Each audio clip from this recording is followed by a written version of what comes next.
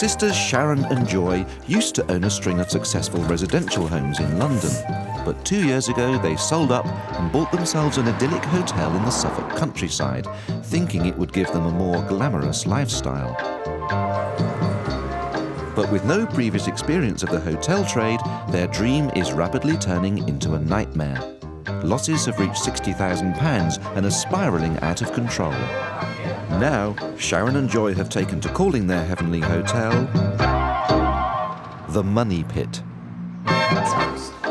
Faced with such mounting losses, Sharon and Joy need to take drastic action, and quickly.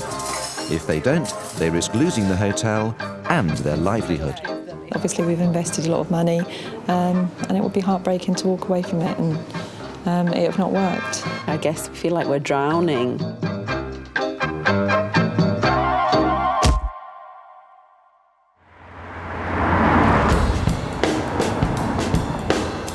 Enter Ruth Watson, award-winning hotelier, best-selling author and acclaimed cook. Ruth has been running hotels successfully for over 20 years, and Sharon and Joy are hoping that she'll be able to tell them just where they've been going wrong and help them turn their flagging business around.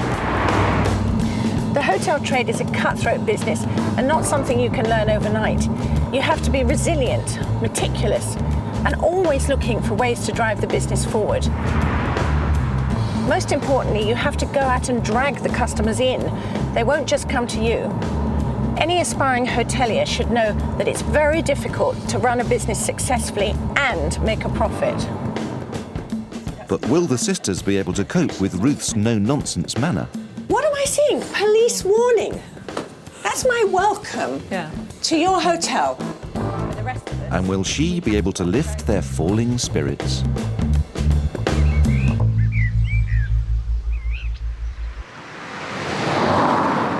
Situated near prosperous Bury St Edmunds, Worlington Hall is a Grade II listed 16th century manor house converted into a 9-bedroom hotel.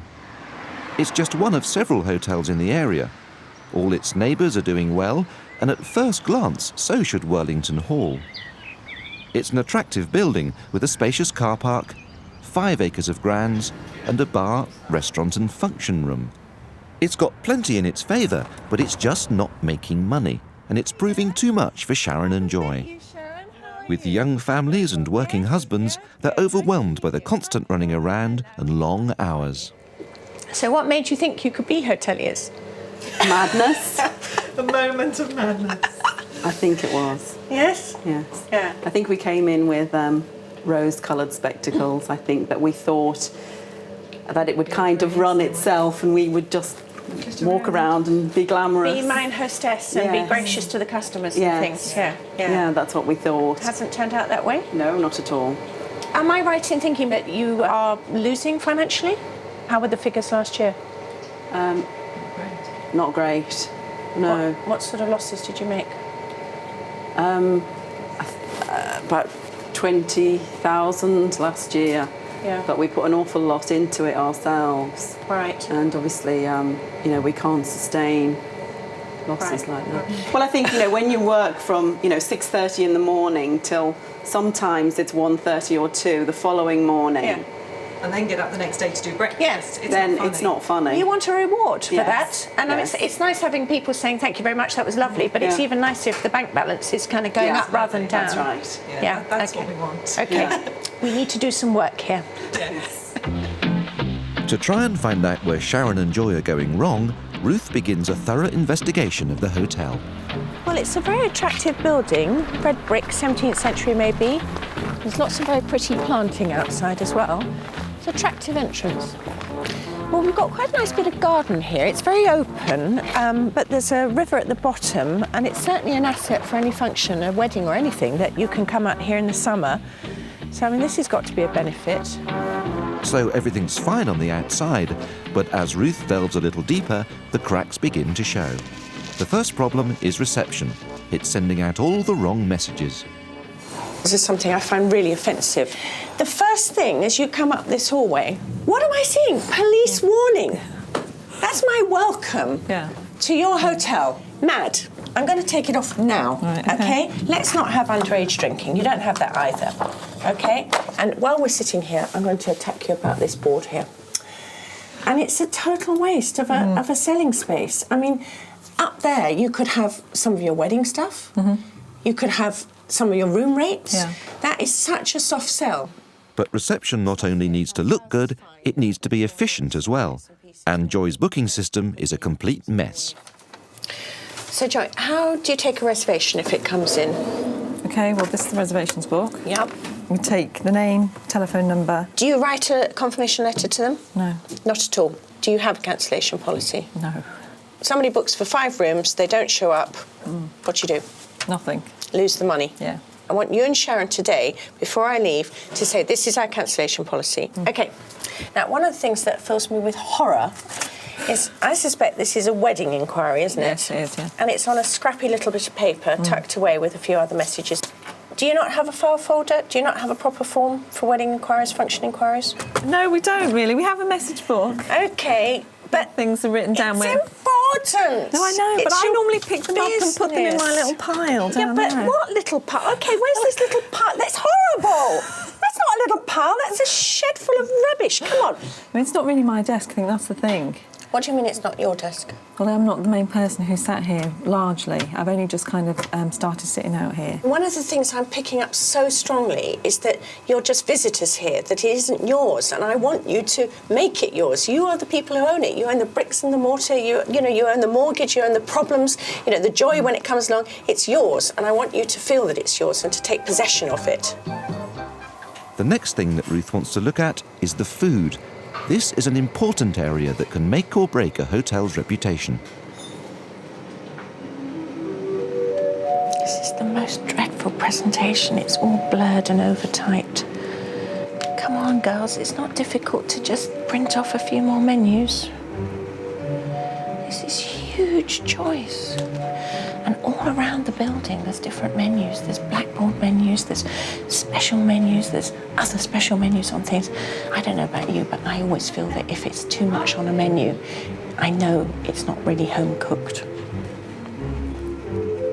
But the truth is that nearly all the meals on the hotel's menus are prepared and cooked in-house by Sharon. She took over the kitchen because she enjoys cooking. But with over 50 dishes on offer, there's just too much to do, and the job has become a total nightmare. I went to bed at 2 o'clock last night and I was up at 6 this morning. We had this vision of it being very glamorous, and nothing could be further than the truth.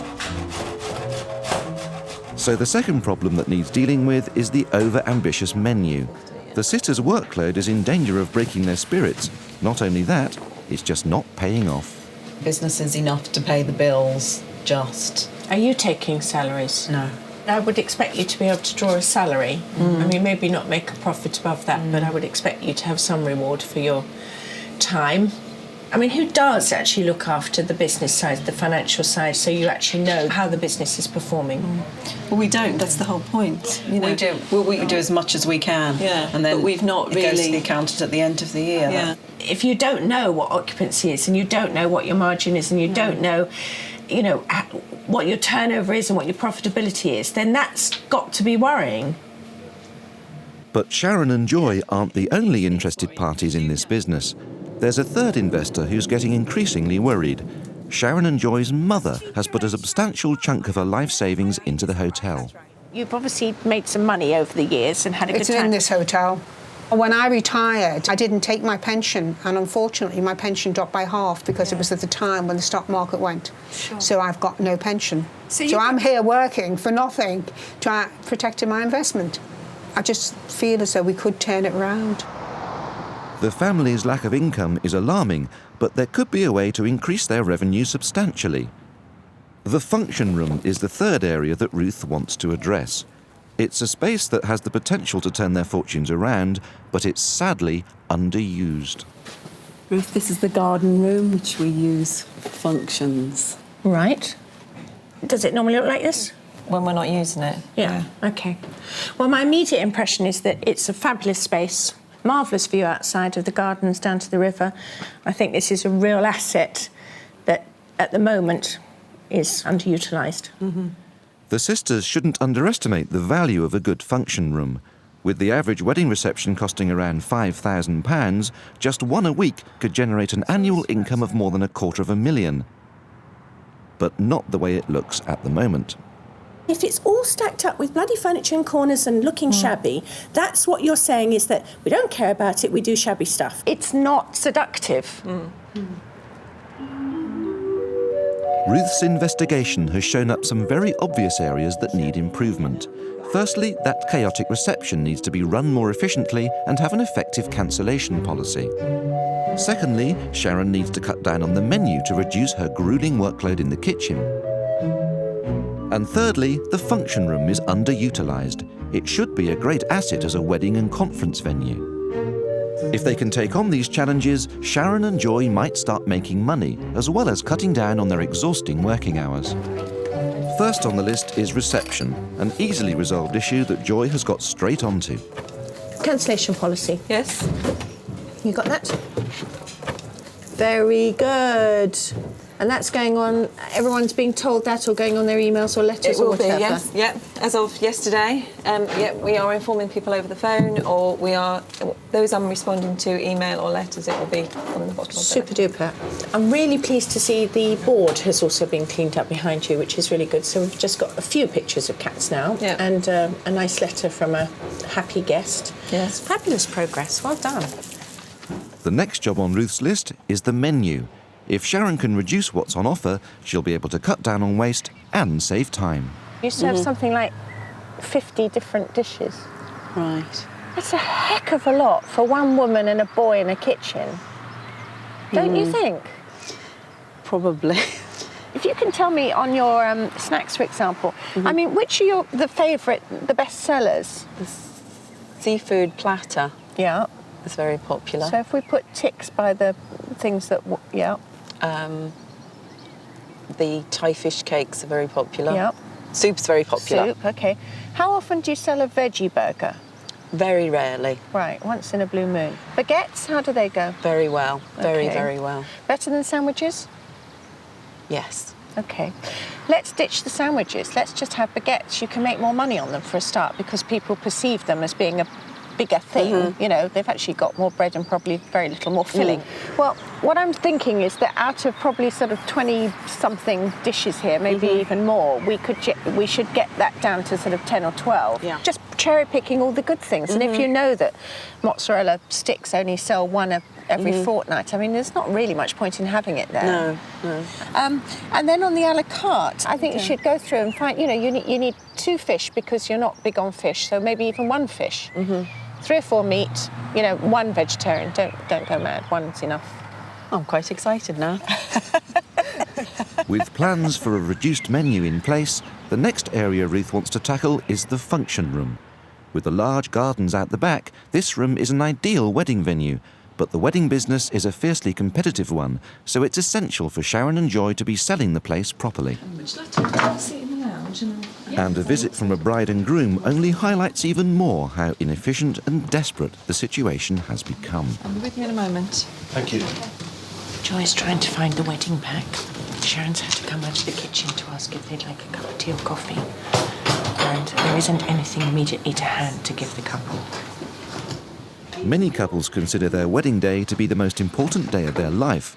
Any sniff of incompetence will have them running a mile. We haven't actually got genuine copies. We've had to do some photocopies because we're in the process of redesigning them. And we had a load, but Can't find them. can't find them. They'll need to be furnished with printed information on the facilities, including bedrooms, function rooms, and any additional areas that can be utilised. Hi. Sorry, I can't actually locate a wedding brochure at the moment. Okay. We're currently in the process of redesigning our brochures. Yeah. And we only had some photocopies, but I would have given you an idea. Okay. But what I'll do is if I can take your details. Sure. And then I can put one in the post to you. Yeah, lovely, thank you. Because we're going to get married in the middle of the summer, it's going to be very hot. Is this the only bar area you have? Because we are looking at about 80 to 100 people, and in here might be a bit claustrophobic. Well, we have a patio area, certainly, that you could use. We do also have another bar that we can open for you. Oh, that's okay then.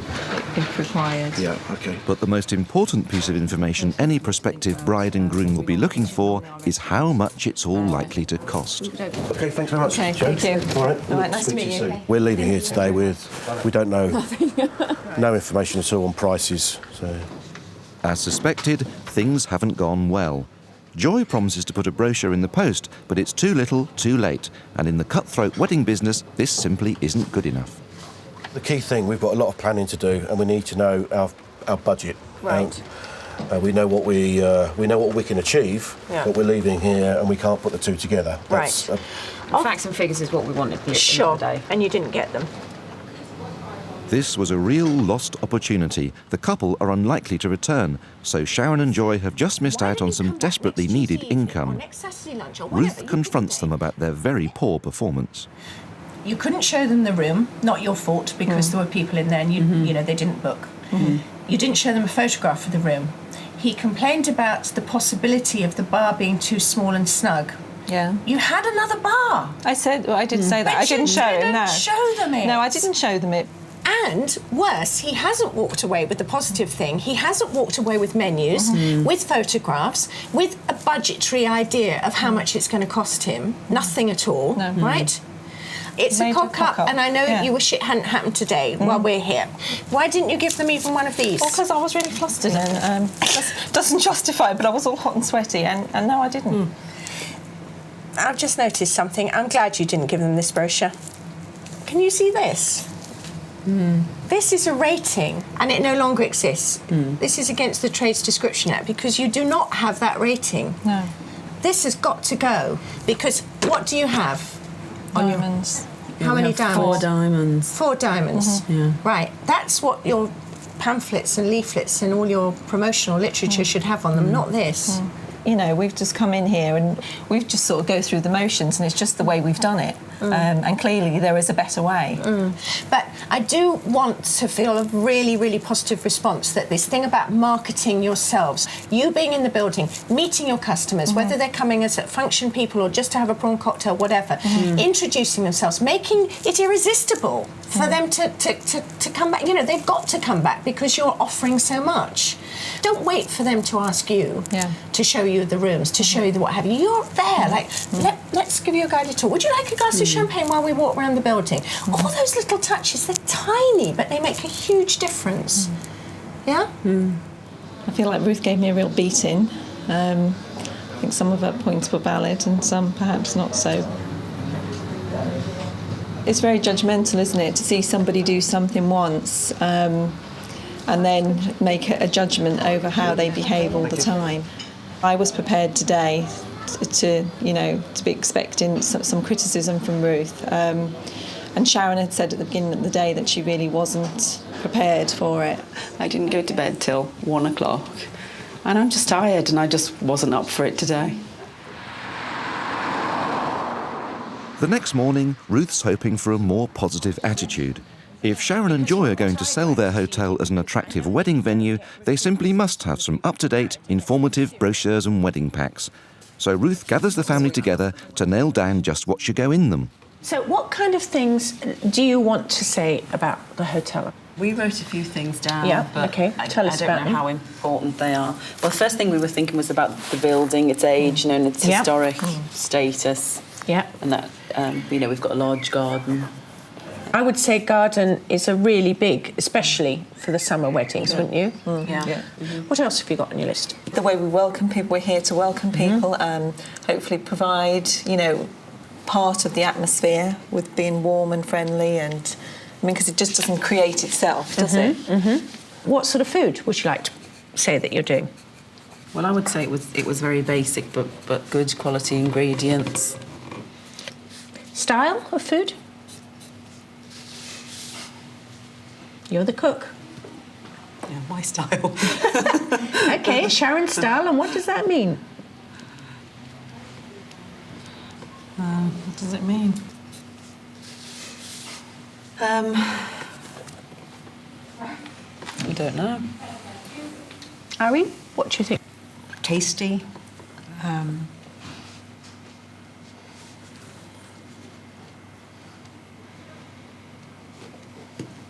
OK, so far this is not a hugely ringing endorsement about the food. Shall we say honest and straightforward? Yeah. Have you been thinking about your wedding pack? What's going to go in there? We've seen some that we quite like where it sort of says order of ceremonies, so you're telling people what to, who has what responsibility. Absolutely. You've got to furnish them with all that stuff. And the more you can fill in the gaps and the spaces and the holes and things they haven't even thought about, the more they're going to trust you to do it. Because that was the marvellous place they told us. Even if they don't need to use it, at least what you're proving to them is that you're professional. Yeah? I know that you're tired, but I want to see some energy coming back at me about this, right? Because at the end of the day, it is your business. If you don't feel sort of energised about doing it, you're not going to do it. Having agreed on the basic features for the wedding packs, it's time to move on to the function room. At the moment, the decor is tired, old-fashioned and thoroughly unwelcoming. If they're going to attract new business, Sharon and Joy are going to have to make some real changes. So Ruth has got some ideas about how to give the place a facelift. What I'm going to propose is that we do some changes in here, starting with round tables. I think that will immediately soften up this sort of rectangular feel about it. Then we're looking at the decor and what have you. We're suggesting a sort of really creamy ivory colour to go with the burgundy and the gold things. What do you feel about that? Yeah, I think that. Yeah, I think that'll work. Yeah, definitely. We redress the windows, and really that the whole room is shushed up, so it's just a lot more sort of luxurious feeling and a bit more jolly. Yeah, sounds good. Yeah. But simply redecorating the function room will not be enough to bring more business in, so Ruth has come up with a plan. As a finale to all this recreation of this space in this room, we're proposing to have a beautiful launch party. Inviting maybe brides-to-be, maybe florists, maybe photographers, everyone who's involved in the kind of whole wedding thing, who's local around here, and having them down to see the new room, maybe get some real business from it, but certainly future business from it. Yeah. Showing it off. Right. Okay. When is this launch party? You're cooking. Should we let the chef know? Yeah, I think it's probably a good idea. Sisters Sharon and Joy bought Worlington Hall 2 years ago without having any experience of the hotel industry. Now they're struggling with the heavy workload, facing losses of £60,000, and their business hangs in the balance. But acclaimed hotelier Ruth Watson believes the hotel's large function room is a potential goldmine. Ruth, this is the garden room. Does it normally look like this? When we're not using it. Yeah, OK. I think this is a real asset that, at the moment, is underutilised. As a wedding venue, it could bring in £5,000 every time it gets used. Ruth suggested that Sharon and Joy arrange a wedding fair to show off the hotel's assets, but first she wants them to plough some more cash into this room.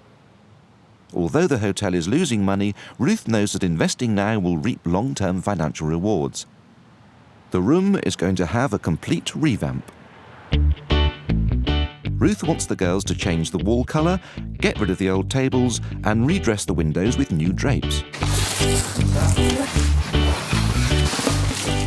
It's all hands to the deck to strip that dated wallpaper from the function room walls. And Sharon and Joy have a new sense of purpose. For a long time here, one of the things Sharon and I discussed was that, I always felt like I was sort of wandering without any real purpose. Now I feel like I've got a role. I feel like I know what my objectives are. I'm sure there'll be more, and hopefully, we'll start reaching some of our goals. There's not much spare cash floating around at Worlington Hall at the moment, so Sharon and Joy are having to keep costs down wherever they can. That means roping in the staff, the family, and even the odd thirsty customer to help.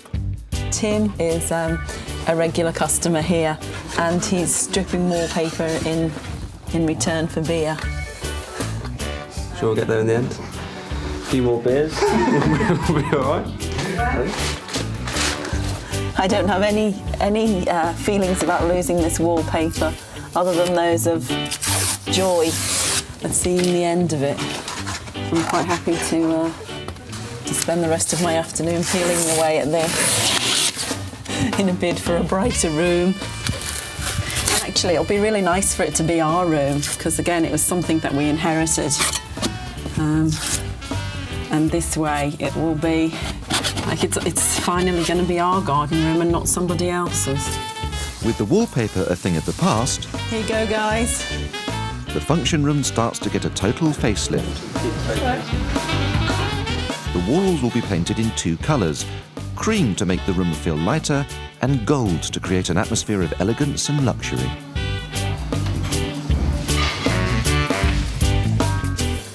New round tables have been brought in to replace the old rectangular ones. These will soften the straight lines in the room and make it feel more spacious. And there are new curtains going up to complement the new wall colour and add a real touch of class.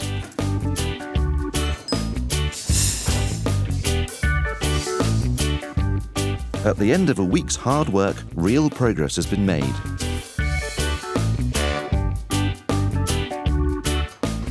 Ida, Wellington Hall's longest-serving employee, is suitably impressed. Can't believe the transformation, really. The best I've ever seen it. And that's in 20-odd years. After feeling so low for such a long time, even Sharon is beginning to feel upbeat. I really like the room. It looks lovely. I'm really pleased with the curtains and the bows. I think they just really set it off nicely. I'm really, really pleased. Yes, I think that Sharon and Joy do seem much happier, and especially today. I'm really excited about the wedding fair. I've never actually been to one, so it'll be nice to go to my own as the first. But I think it'll be really good. But the function room's not the only area of the hotel where progress is being made. Ruth wanted the sisters to create a new wedding pack to promote the hotel to prospective brides and grooms.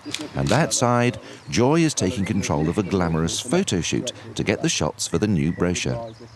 It does feel like it's all coming together. It's quite exciting. It's nice that we've got an attractive bride and groom on the cover because we were a bit concerned about what they would be like. But the dress is lovely and, yeah, we're really looking forward to seeing the finished product of the whole thing. But a new brochure and a revamped function room won't be much good to the sisters if nobody turns up for the wedding fair. So Sharon and Joy are popping into local businesses to hand out flyers for the event. At last, the sisters are beginning to think like businesswomen. Hi. All the best.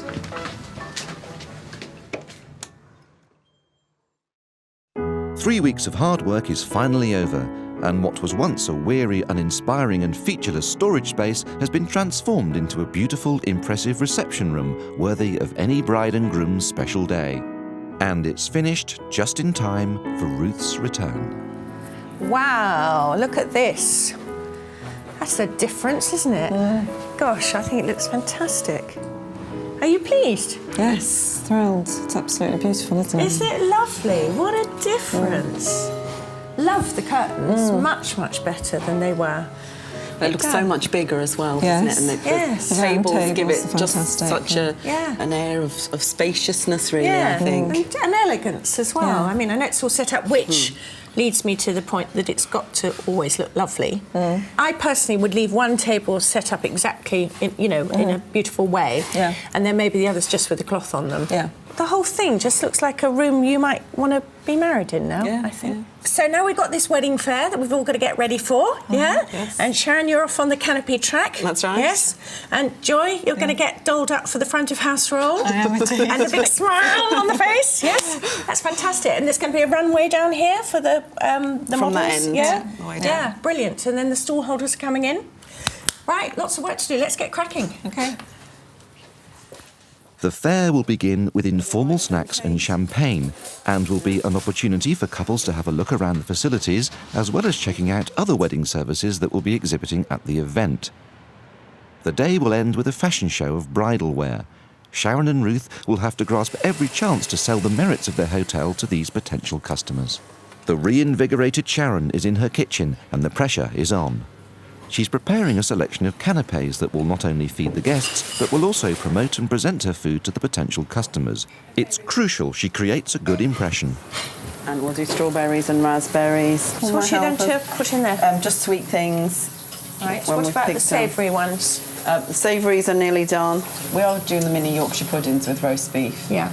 and a bit of horseradish. We thought that it would be better to just do a selection of things and it would still give a feel of what we did. Okay. When it comes to the actual event, you're going to be cruising the room, yes, and you're going to be making sure people know you're the cook, that you're responsible for them, not that you got the caterers in. A lot of people, unless you know what's in them, they're going to need to ask anyway, so hopefully that'll come through, that I've made them because I know all the ingredients. Yeah, no, exactly. No, it's a very good point. Right, okay, I'll let you get on with it, because obviously time's running short. Yes.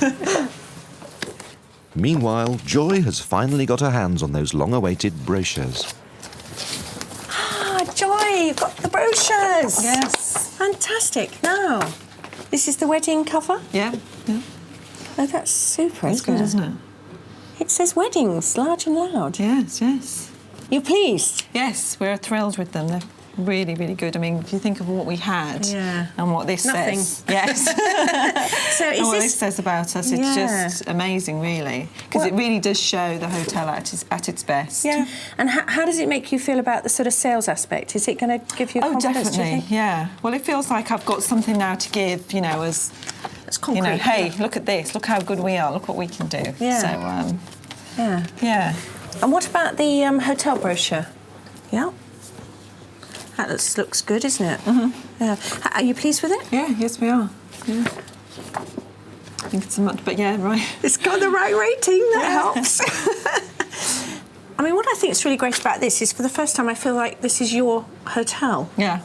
We've taken ownership finally, and it's ours, and we're going to, you know, hopefully make this work now. That's great. Do things that, you know, are positive, that we feel good about, and not do them because that's what we've always done. Yeah. So. Yeah, that's super. 3 hours before the wedding fair begins, the exhibitors start to set up their stands. Ruth has suggested the fair to attract as many couples as possible to see the hotel and its facilities, and hopefully to book their weddings. Inviting other businesses who provide wedding services to exhibit at the fair will draw more people in, but just as importantly, it will give Sharon and Joy a chance to build new business relationships so they can promote each other's products. Suddenly, the hotel is awash with dress designers, photographers and cake makers. This is obviously where all the exhibitors are. Yeah. We've got the brochures and the champagne are going to go from here. Yeah. Always serve drinks away from the doors, because that way you don't get a terrible bottleneck, because people always stop where you give them the drink. Good point, yeah. Okay, and then obviously we've got the function room, where it's all happening. Again.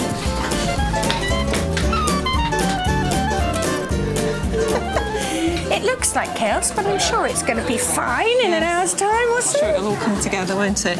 This is the fashion show, the bridal fashion show. Yeah, and they're going to do a sachet down the catwalk. Yeah. Left a few tables set up so that people can get an idea of what the tables can look like. Well, everyone else is getting gutted up, so I think it's your turn now, kid. I know the cloud rags on. The success of this fair is critical. The wedding business is a tough industry and competition is fierce. The 15 or so contributors have attended hundreds of shows in the past, so Sharon and Joy will have to make a lasting impression on them if they're going to be seen as serious contenders in this cutthroat business. But have the sisters got what it takes to impress? Will enough brides and grooms turn up? Or will all their hard work have been in vain? OK, girls, first of all, you look fantastic, both of you. Absolutely bloody dog's bollocks. And this is the day, right? You're going to go out there, all guns blazing, yeah? You're going to get those customers, and by the end of the day, I want 3 weddings booked. Right. Yeah? Okay, yeah. 3 weddings booked, not just people drizzling around. Marshal all the forces, make sure they help you as well. Anybody you see lurking around, you know, do you want to see something? You put yourself out there. Don't wait for them to come to you. Yes? Yeah. Yes. OK, onwards and outwards. You're going to have some? Thank you very much. We're here to please. Just let me know and we'll make sure you get what you want. OK. You may have different ideas in mind, that's fine. We're quite happy to accommodate you on whatever you want to do. The garden's lovely. Yes. In the summer it looks so much nicer. It's lovely. Sharon and Joy are doing well. they're brimming with confidence and doing a great job of selling. Hi, I'm sorry I haven't introduced myself today, but I'm Joy. Nice to meet you. Pleased to meet you. Importantly, Joy is also concentrating on building up relationships with local wedding services. Yeah, so do you do cakes for every occasion? Yes, I do. Yes. Right. So have you done many wedding fairs? Yes, I've done lots. Would you be interested in us being able to contact you in the future? yes, sure. Have you got a card or? Oh, lovely. That's excellent. Is it okay then if I take one of these and then in the future you'd be happy for me to contact you? That would be great. I'm going to take one of your cards, if I may. Thank you. So I can have my little collection. How do you think today's gone for you? Brilliantly. Yes? Really good, yes. I've never been before and it's such a lovely atmosphere. Okay, did you have a particular... And it looks like all their efforts are beginning to pay off. Could this be a booking for them? Tell me a month. July? July, yeah. I think July's probably... Yes, we've got the 2nd of July. With the 3rd of September. Hope to hear from you in the next couple of days. Okay, thank you. They've penciled in a date in July and they want me to call if anyone else makes an inquiry about that date. I hope that that will be a firm booking. We were looking for something quite specific, really. A bit of an idea about what we wanted in terms of a venue. Nice surroundings, obviously photos and that kind of thing. The rooms are really nice oldie beams. And yeah, it's been done. We hadn't seen it before, but it appears to be very well appointed there. If family and friends agree, then this is going to be the venue that we choose, I think, isn't it? Yeah. The day is rounded off with a wedding dress fashion show. It's the culmination of a lot of hard work for Sharon and Joy, but tonight it all seems to be worth it.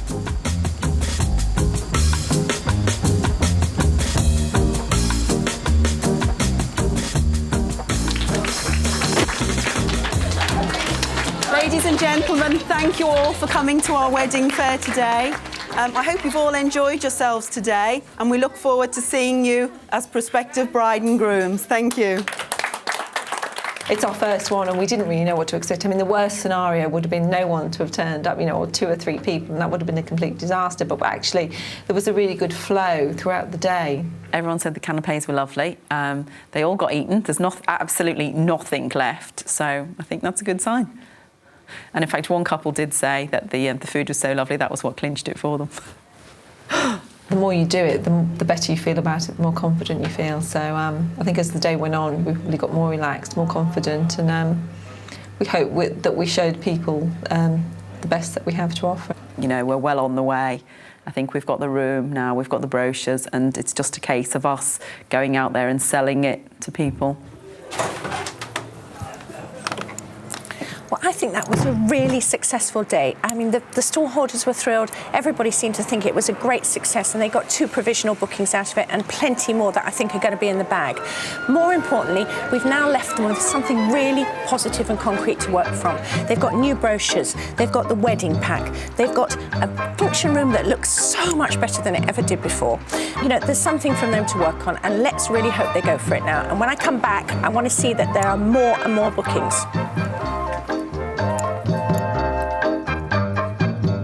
But when Ruth returned... Well, I left Wellington on a high note with a very successful wedding fair. Now I've got to find out whether the girls have carried on doing the changes and turning this business around. Slightly nervous. But it appears Worlington Hall has undergone something of a transformation. The hotel is buzzing, there's a new air of confidence, and the smiles have definitely returned to the sisters' faces. The first obvious improvement is reception. It's looking much more organised. Hello, Joy. Hi. Nice to see you. You? How are you? Oh, good, thank you. Yeah, you're Yes. looking good. And I'm really pleased, first glance, to see this notice board not cluttered and with your wedding brochure up, which is great. How's that going? We've had a really, really good response to it. Firstly, just because the cover's so fantastic and the whole thing, but also everybody's saying how reader-friendly the brochure is. It's really Well, good. it gives you real credibility apart from anything else because it looks professional. So it Absolutely. makes you look professional as well. People are reading it, because people are coming down from the rooms and saying, "Oh, we've read this," and talking about the sisters who own the hotel and acknowledging that we're here. And so, yeah, I mean, we're feeling quite positive. Yeah, well, I'm really, really pleased to see you looking so much more confident, so much more relaxed. You really do look now as if you own this place and as if you're kind of proud to own it as well. I think we've lost that element of fear now, and we so wanted to take control of this, and I think we have. And is Sharon still in the kitchen? Yes, she is, yeah. I'm going to go and see if she's as happy as you are. Okay. Hello, Sharon. Hello, Hi. Ruth. How are you? Hi, I'm really good, thank you. Right. Have you been busy? We've been very, very busy. It's really taken off the restaurant and well, just the hotel in general. Yeah. So yeah, it's really, really good. Yeah. So you're still working like a demon, but I see from the smart menu that you've actually made a huge reduction on the number of dishes, and in the bar too. Has that helped at all? Yes, it has. I think I've reduced it by about 30%. And what I do is just really rotate the menu. It's really going much better. Yeah. Because, I mean, the food obviously really mattered to you, and you were very nervy about it. I mean, how are you feeling about being I'm much more chef? confident, absolutely, much more confident. And I do feel like there isn't anything I can't do now. Somebody said they thought that Jamie Oliver was in the kitchen. I didn't know if I was supposed to say, so I thought that was quite a compliment. I think that's fantastic news. So you've been busy, that's great, but are you cooking food that's profitable? Yes, we've got the margins up by 20%, so that's really good. That's brilliant, actually. That's more than good. And do you think that, OK, things are going very well, you're very busy, do you think there's a chance you might be able to get another chef in? Well, I'm hoping that within 6 months, we'll be able to have somebody. So things are looking rosier in your kitchen? Yes, definitely. Yeah? Good, good. That's really... I'm very thrilled. So reception's running like a dream and Sharon's food is going down a treat. But what about those vital wedding bookings? Will they have enough to turn the business around? So the last time I saw you was at the wedding fair, and we had a target to meet of 3 bookings. And we got the 3, yes. You got them, fantastic. That's really good, because that was a real milestone, wasn't it, doing that? Yeah, it was. We were really pleased, and in fact, we went on to then organise a second wedding fair, which we had earlier in the year, which we did even better at. We got 5 bookings from that. Yeah. And the exhibitors were all very happy, and I think pretty much all of the ones who'd come to the first wedding fair came back and have all expressed their interest in coming to another one. Yeah. You know, they're cynics. They've been around the block. They've seen these hotels do these things. If they think you're doing a good shower here, then that is absolutely amazing, because it says a lot about you and your professionalism. We've been looking at our year-on-year figures, and in 1 month we did have an increase of 27%. That's phenomenal. In fact, we hope that in sort of 6 months' time we'll be able to take some sort of salary. Yes. Even if it's not very much, it'll be something. Yeah. Which at least there'll be some sort of reward for all the work. Fantastic. I really feel proud of Joy and Sharon. When I first came here, I found 2 fed-up women who were working far too hard and not making any money and hadn't got a clue what they were doing. They were floundering around. Now I've come back and they've really turned the business round. They've got some good bookings, they're profitable, and more importantly, they're enjoying themselves. They're lively, they're bright. I really like the way they've made themselves proprietors of this hotel as well. I wish them every success.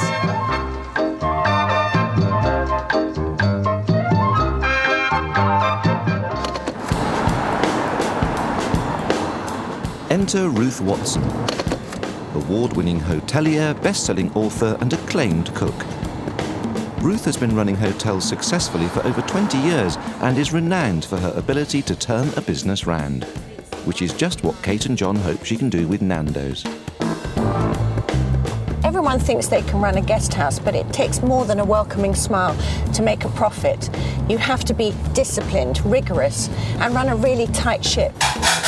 We are putting our souls on the line here, and I can't believe that I'm prepared to go and be criticised by somebody for doing all the hard work that we do. You're doing all 4 of those together, yeah? Yeah, the 3 want bacon and egg. All 3 want 2 eggs. No, sorry, that's 3 rashers, 2 eggs.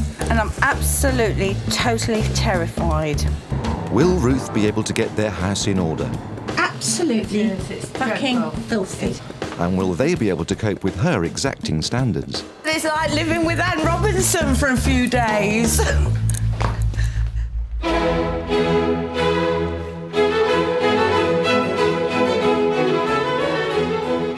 Stratford-upon-Avon, Shakespeare country and an English mecca for the tourist. In and around the town, over 200 hotels and guest houses jockey for position. Competition is tough, but with more than 5 million visitors a year, there should be plenty to go round. So Ruth has come to investigate why this traditional B&B isn't making a killing. So I'm in Stratford-on-Avon on a really busy street trying to find this guest house, Nando's. There's 2 marvellous guest houses here with 4 diamonds apiece and fabulous gardens. They certainly know how to do floral work. Ah, look what we have here. Now, isn't that just the worst sign you've ever seen in the world? Cracked, broken, dodgy name. Certainly not a come-on compared to the other B&Bs in this street. Anyway, I'm going to give it a chance. Hello. Hi, I'm Ruth, and you must be Kate. Yes, I am. Yeah. Hello, Hi. I'm very pleased to meet you. And you too. Do come in. Yeah? Okay. We're going to have a little chat about things. And Yes, that's fine. Would you like to come into the dining room? Yeah, I'll go and get John. Yes, okay. Where do you feel that you need some help? Every single penny that we have, we're putting back into the guest house, really. Yeah. And do you feel that you're not getting enough pennies in? Yes, I think we need to have our diamond rating.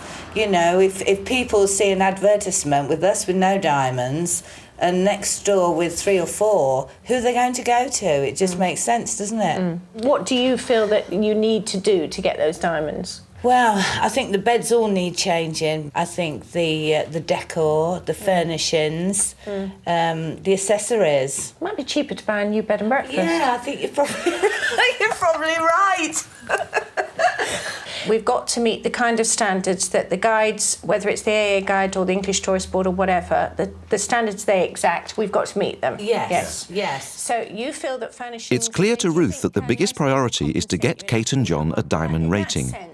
They desperately need to bring more money into the business, but if they can't win a rating, the guests just won't come, and they'll never be able to raise their prices.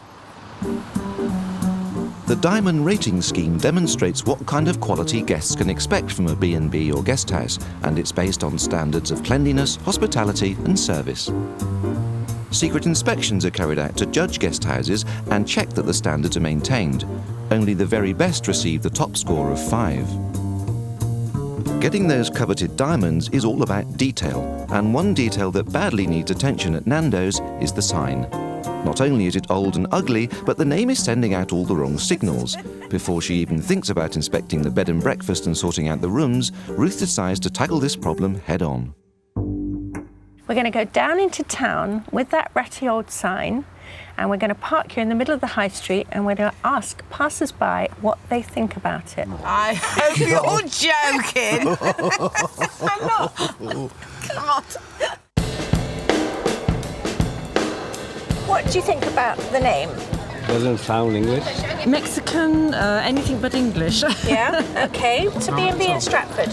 Is that what you thought No, it would be? I thought it was the chicken restaurant. Chicken restaurant. Exactly. Is this really a private car park or something? Bistro. Yeah. Okay. The red light district of Stratford. What about the state of the sign? Oh, well, it looks dreadful. Right. They can't take care of the sign, they're not going to take care of the premises, are they? I would think the rooms would be sort of fairly grotty. Tell me that it's a run-down guest house. Right. Can you recommend anywhere else? I just happened to have noticed a hair grip on the floor here, which is not very lovely. Housekeeping needs to be looked at. And so does the pictures. Look at them, they're all completely wonky. It's bad enough putting polythene on it anyway, but it's ripped polythene. What is all that about? Bathroom? There's no shelving in this place whatsoever. There's absolutely nowhere to put anything down. We've got really badly damaged woodwork and we've got a rusty radiator here. This is not the most gorgeous bathroom in the world, I have to say. When they apply to be rated, an inspector will go through much the same process as Ruth, with a focus on cleanliness, facilities and guest care, and food quality. Top of the list is cleanliness. If a guest house isn't clean, then it won't even be rated, and it needs to be nothing short of spotless to achieve top marks. This is really manky kettle, and how long has this water been in here? Oh, this is an interesting one. Can't fill the kettle. How do people fill the kettle? Over at Moonraker, standards are radically different. Thank you. Hope you enjoy your stay with us. Thank you very much indeed. Thank you. Lovely. Oh, this looks rather nice, doesn't it? Very nice. Nicely decored. Makes a big difference, It doesn't does. it? Wallpaper-wise, certainly. A table. Little coffee table. Surprising what you can get in a small little room, isn't it, really? That does make a big difference. See, in Nando's, we would have probably put another bed in there. The Moonraker's gleaming bathroom can't fail to impress Kate and John. Whew. That makes a big difference, doesn't it? It does. It's all tiled. It looks very nice. Yeah, that shows ours up a bit, Right doesn't on it? the floor. Oh, yeah. But at Nando's, it's a very different story. Good to be a bit clean around the hinges there. This is really, really manky on this toilet roll thing. It hasn't been ever cleaned, I don't think. So there's a big problem with cleanliness. The rooms need completely redoing. The second key factor to determine a diamond rating is guest care and facilities, and guest information in the rooms is a definite plus. In the 4-diamond room, they've got this covered. Welcome pack. Lovely little book, isn't it? Yes. Yeah, it's nicely set out. Very nice. It was Yeah. just professional, isn't it? That's right. That's something we really could do with, isn't it? Yes. That is really impressive. Indeed, they could. At Nando's, there's nothing. But welcome packs are not the only things that are missing. Guest care is also about the overall look of the place, and Nando's is not creating a good impression. This is the breakfast room, and it's pretty grim. If you look at this table, which is not gorgeously laid out, and these horrendous chairs, absolutely horrendous. It's very cramped, pink paper napkins. It just looks sort of rather cheap. It's not somewhere where you'd think, oh God, I'm going to go get my breakfast there. It's certainly got an ambience that we haven't got, I think. She charges £75 a night for this bedroom. Well, we don't charge anything like that. We charge about 50, don't we? Yes. And so obviously they're getting more money for their rooms because they're done so much nicer.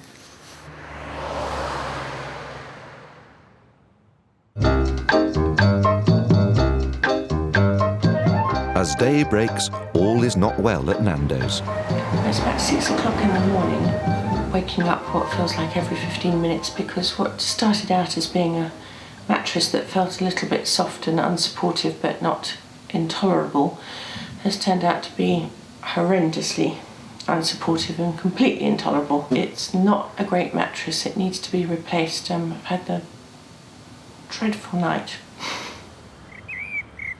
Good morning, campers. Well, it's about 8:30 in the morning now, and we've had a bitty night's sleep, haven't we? Yeah. It's nothing to do with the actual bed. The bed was so comfortable.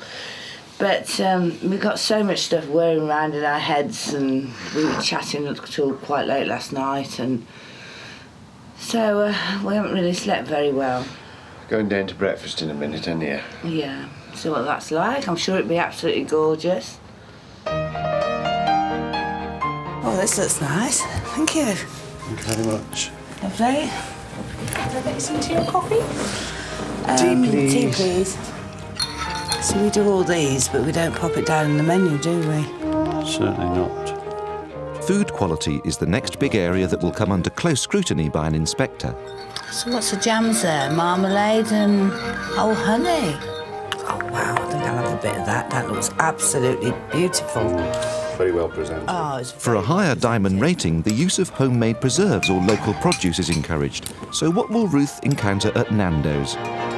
So we've got a real contradiction in terms here because we've got our honey is pure, natural and set, not clear, which is really nice. That's a great message. I love it. And then we've got these little plastic packets of jam. And I don't understand that because I'm getting a very mixed message from that. One is like homely and good and the other one is mass market industrial. Very strange. Makes our little sachets look a bit sick, doesn't it? Certainly does. It certainly makes you realise how plain, I think, plain is the word, Nando's is really. Is that their full English breakfast, is it? Yes. We put beans on ours and hash browns, don't we? Is everything all right with your breakfast? Yes, lovely, thank you. Yeah, great, thank you very much. Whilst Kate and John are enjoying the rare luxury of being waited on hand and foot, Ruth road tests the Nando's house brekkie. Hot dishwasher. So I've got 3 huge rashers of bacon. I don't know whether this is normal. It's nice and crisp, which is good. The bacon tastes fine. The egg is a bit desperate around the edges. We've got a bit of frazzly stuff going on here, which actually I personally quite like. I'm going to try these mushrooms, which look slightly dodgy, I have to say. They look very greasy.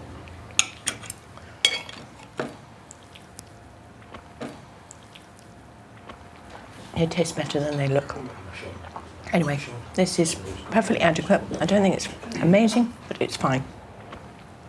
So, although the quality of the food is all right, the presentation can be improved. After their 4-diamond experience, how do Kate and John think their own guest house compares? Well, we're very impressed with the bathroom. I absolutely loved it. What did you like about it? I loved the cleanliness of it, the look of it. I mean, it was actually sparkling, wasn't it? Yes, did you notice? It literally was, yes. sparkled. With the white tiles reflecting back on the light, it was sparkling, and that was very impressive, I thought. Yeah. It looked very nice. And the breakfast experience has also left an impression. I must say, I did like the presentation. Yeah. I like their teapots and their silver little bowls. I like their little pots of marmalade and jams and honeys. And I noticed that on their menu, they specified everything they do. We do the same, but we don't actually specify that we do it. No, you've got to do that. It's one of the real basic rules is if you do something, you've got to tell the customer you do it. Yes. Because they shouldn't be having to find out from you that you do it. You've got to push it in their face. This is what we do. As a roundup to all that, you came back, did you feel depressed about what you do here? Or did you feel energised? Absolutely gutted. Yeah, did you? Yeah. Ruth's investigation has shown up some very obvious areas that need improvement. First is cleanliness. Nando's standards aren't good enough. There needs to be much more attention paid to the details. Secondly, the general design and furniture need upgrading. An ugly dining room, uncomfortable beds, and tatty furniture simply won't do. Thirdly, Kate and John need to supply the guests with more information. A welcome pack is therefore essential. First on the list is cleanliness, and before confronting Kate with the evidence, Ruth wants to see firsthand how the cleaning girls operate. Do you normally start with the bed and then work off from that? Yeah, and then I'll do the room, and Zoe will go into the bathroom. Right. But Kate will check the rooms after, to make sure, and then she'll tell us if we've forgotten anything. But normally we haven't. Okay.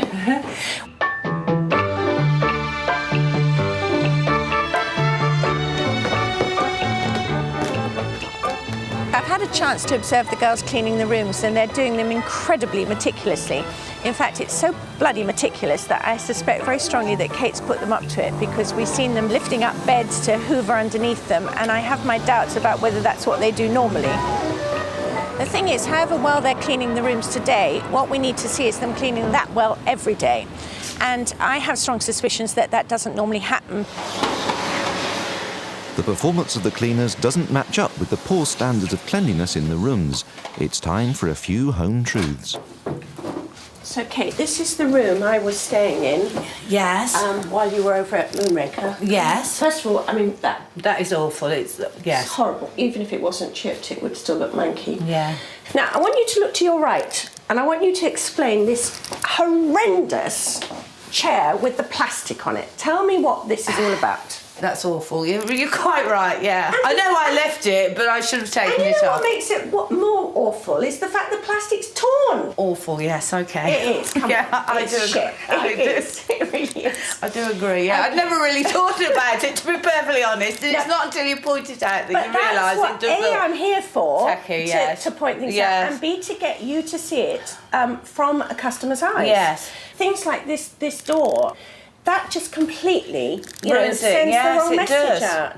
Most English, and I use the words advisedly, they don't complain about things, right? What they will do is say, not that great, won't come back.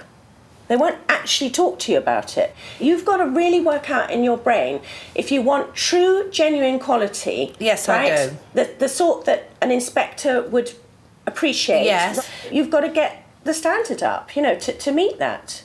You can't have an aspiration and a desire to get better without acknowledging that something is wrong to begin with. I agree with that. Yeah.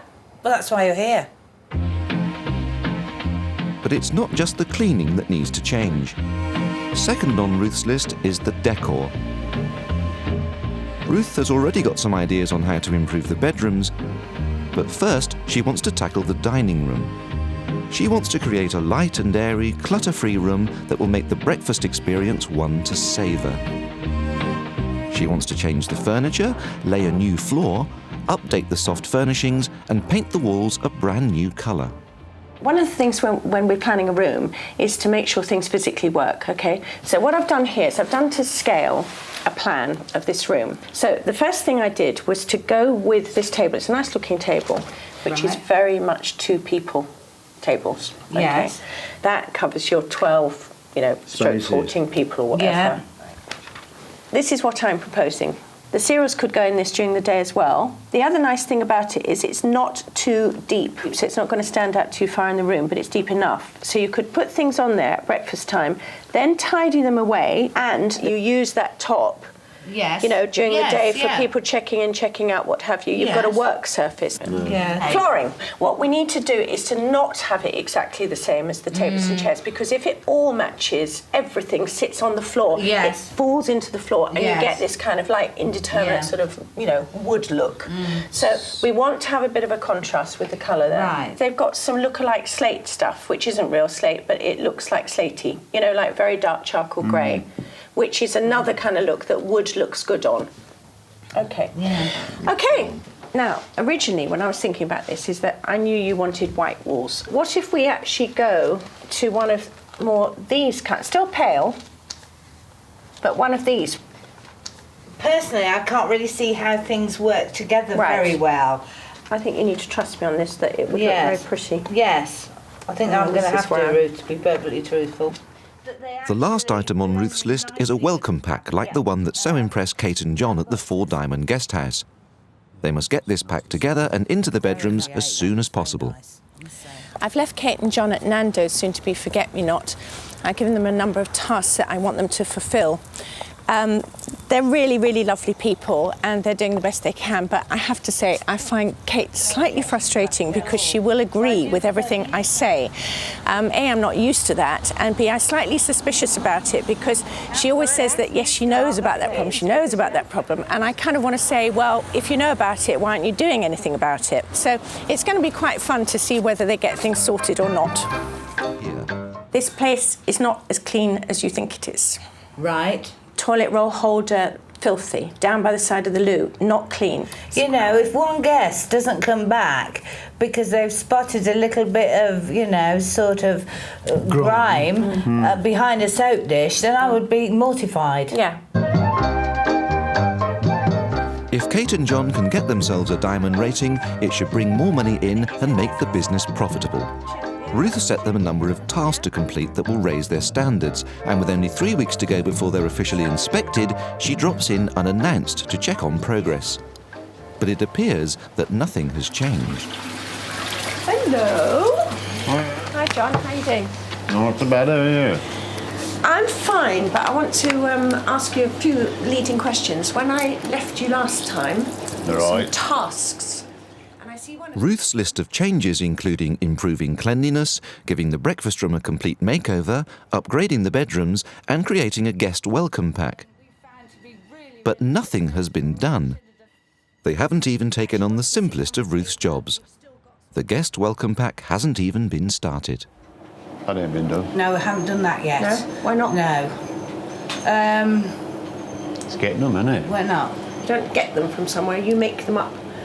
No, you've got to get the folder first. Yeah? Yeah, we've had a lot, but Stationers? we need so Do you not many. have stationers in Stratford? Yeah, but Yeah, because but we they're need so many. all pages. together, yeah, they're not all together that good. I think we're probably looking for something Okay. too fancy or too nice. Yeah. We've been very busy though, haven't we? That's our problem. We've been very busy. I need to feel that you are really, really serious about doing these things. And I wanted to come back and you say, look, I've done this and look, I've done that. Not good intentions. I want to see things actually happening.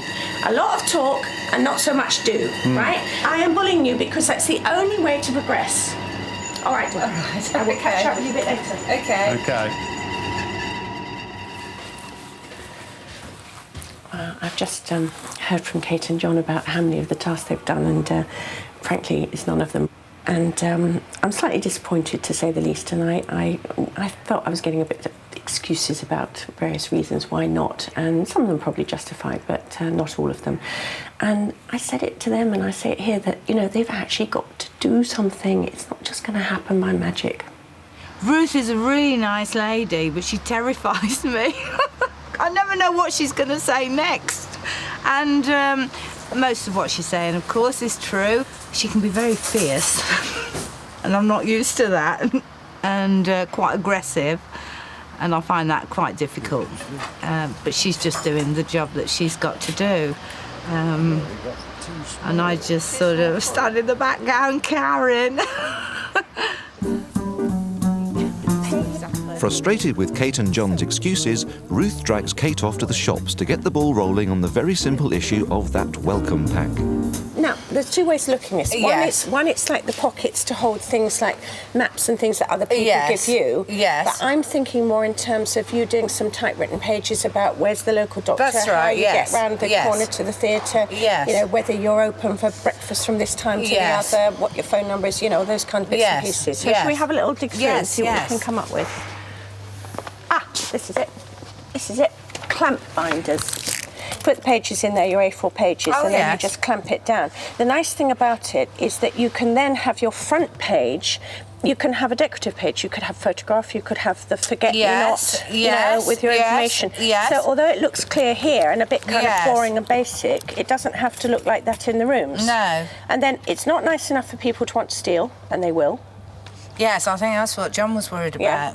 And equally, if it does start to get a bit rucked up, it's not so expensive that you can't come and replace it. As I say, if you're getting them home, John hates them, I'll have them. Yeah, no, I'm sure he won't. Do you know where we've been? We've been shopping. We've been shopping. All right. Ruth's done some very good pointers. It's not what I would have realised that we needed, but Ruth says this is perfectly adequate, so that the page is just nicely clip in there, put a little What do you bit of think, John? information there. It's clean, you can also wipe it. It's functional. It's not gorgeous. £1.79, wasn't it? Something, Yeah. wasn't it? Yeah, that much. It's better than nothing anyway. Yes. Yeah. Well, exactly. Yeah. Beginning of next So that's one job finally underway, but with the clock ticking, Ruth decides to use shock tactics. Kate and John need to be caught off guard to see what would happen if a real inspector came unannounced. She sent in a fake guest armed with a secret camera to check on cleanliness. The thoroughness with which the girls who come in and clean were doing the room when I came by didn't mirror what happened in my bedroom and the level of cleanliness. So I've sent somebody in to see what really happens when the film isn't rolling. So I'm just going to play this tape and have a look and see the truth. Hello, hi. Hello, gorgeous, very well. Sorry, we're having our supper in here, do you mind? Smells a bit fish and chippy. Now that welcome was a bit dodgy because there was sort of fish and chips going on. On the surface, it all looked pretty spick and span. It's all rather nice in here. I don't know if you can see this, but this is all dog hair and lots of dust, which is really lovely. Dog hair and dust. I don't know if you can see there. Just a little hair still sitting in the bottom of the basin. Even when you've cleaned really well, you have to look back again because quite often a stray hair has fallen back in. It's a real problem, and my secret filmer here has found one in the basin. It's so off-putting. This is just horrid. This is grime around the edge of the shower. That just there is the previous occupant's body hair. That's just horrid. I suspect that soap dish hasn't been cleaned at all. You can just about see remnants of the previous occupant's dinner on its way out. Not good. Not even a clean lavvy. This is not good. Lavvies have got to be spotless. Not really a sign of good hygiene, really, is it? If the inspectors from the various guides see dirt, that's going to mark her down colossally, and she really has got to face up to this problem. Ruth reveals to Kate that she has been secretly filmed and confronts her with the ugly truth. She has to raise her game, or she can forget about achieving a decent diamond rating. That person who came, who took the film, could easily have been the inspector. Those people who come to rate you can turn up at any time. I'm afraid the bathrooms particularly were still not clean. Oh dear. Apart from things down here which we need toothbrushes and getting in on these cabinets, right? Much more important than that, and very, very easy to do, and what they're not doing is, look, that is absolutely it's fucking dreadful. filthy. It is, it's terrible. It's filthy. And that's not It's a not day. just a day. Look. No, it isn't. That's bloody heartbreaking. It isn't. You're But right. Kate, do you not come and look at that work? I do check them, but you see a day. I know. That is Look terrible. At it. It's just all dirty. And this shower head, I mean, it's I know why it's disgusting. like it. Why? Because Andy was doing the ceiling and the room hasn't been used since. This is nothing to do with the ceiling. This is actually... That's awful. I mean, you know... Every inspector is going to pick That that is up, awful. not to mention any customer. The bottom line, Kate, is all of these bathrooms... They should, when you go into a guest bathroom in a hotel or what have you, you really need to feel that nobody's ever been in there before, right? This is the first time. It's almost like it's come out of the showroom. It's the first time. You don't want to find any traces of anyone else's occupancy. It's a kind of absolutely golden rule. Round the back of this loo, it's filthy. And again, it may well be that you haven't used this room, but that is absolutely disgusting. Yeah, but he's round had all the back there. floorboards up this morning and it hasn't been cleaned at all. I know, but round the back here, that's nothing to do with floorboards. There's hairs and bits and pieces and grime and grop, and that should be completely spotless round there. It's the biggest turn-off for anybody is dirty bathrooms and loos. I mean, it just is. You know, it's a fact. What I think you need to do with the girls who clean for you is I think you need to take them round to every single room and physically show them what you want done. Don't stand in the kitchen and tell them, actually physically show them what you want done. Right. And one of the things that you've got to get them to do, because this is, again, a golden rule, is people clean from the position of standing up and leaning over. It's normal, it's natural. What they have to do is to look down at the things on the floor and in the corners, what have you, and they have to look up. So things like if there's moths or dead animals in the lighting, they need to look up.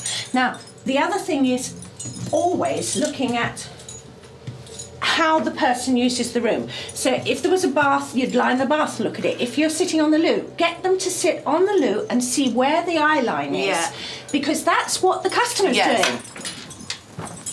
These air extractors in bathrooms are absolutely classic dirt traps, right? You've got to get in there with a toothbrush, and that's got to be done on a weekly basis. Right, yeah. Right? And this loo has not been used, and there is a little hair thing there. Right, yeah. Okay? I suggest you spend a whole day just coming around with toothbrushes and make sure the girls do things like the top of the tiling here as well. Right, okay? You've got to really change the way you go about things. You know, really change them on an absolutely permanent, day-to-day basis. It's absolutely No, your I choice. want to be in the tourist board. That is really important to us here. Really important to me. That's why you have to lift your game if you're really going to achieve those ratings consistently.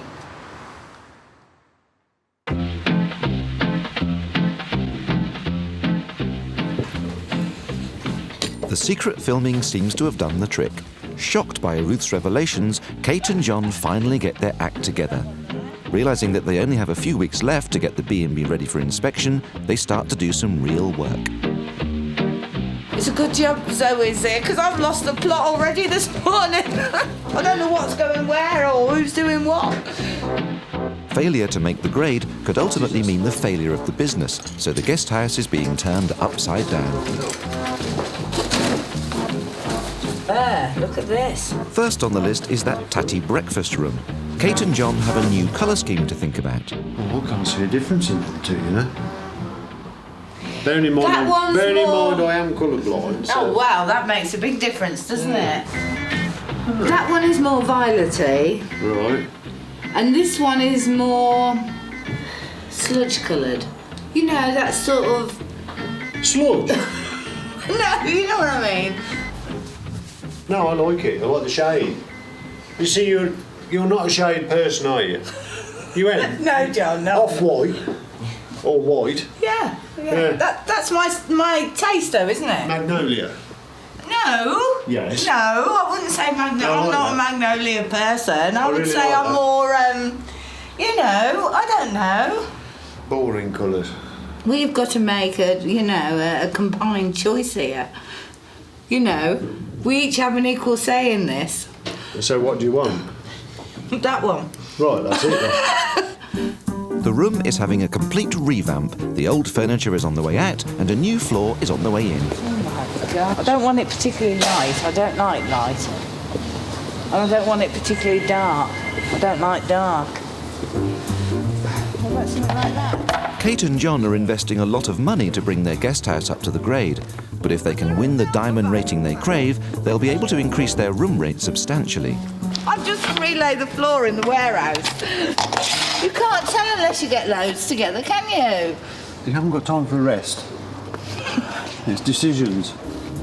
Too red, too brown, that's too like the chair, Try it. too blonde. Too blonde. You're decisive, but it takes you so long to sort the job out that I'll get a bit bored. I know you do, walking round. darling, but the thing is, if I see something, I instinctively know it's right. I know, I trust you. It's 28 years of that, so... You know, Yeah, you got I it know right. if something's not right, and that's why I ditter about a bit. I tell you one thing, What's that?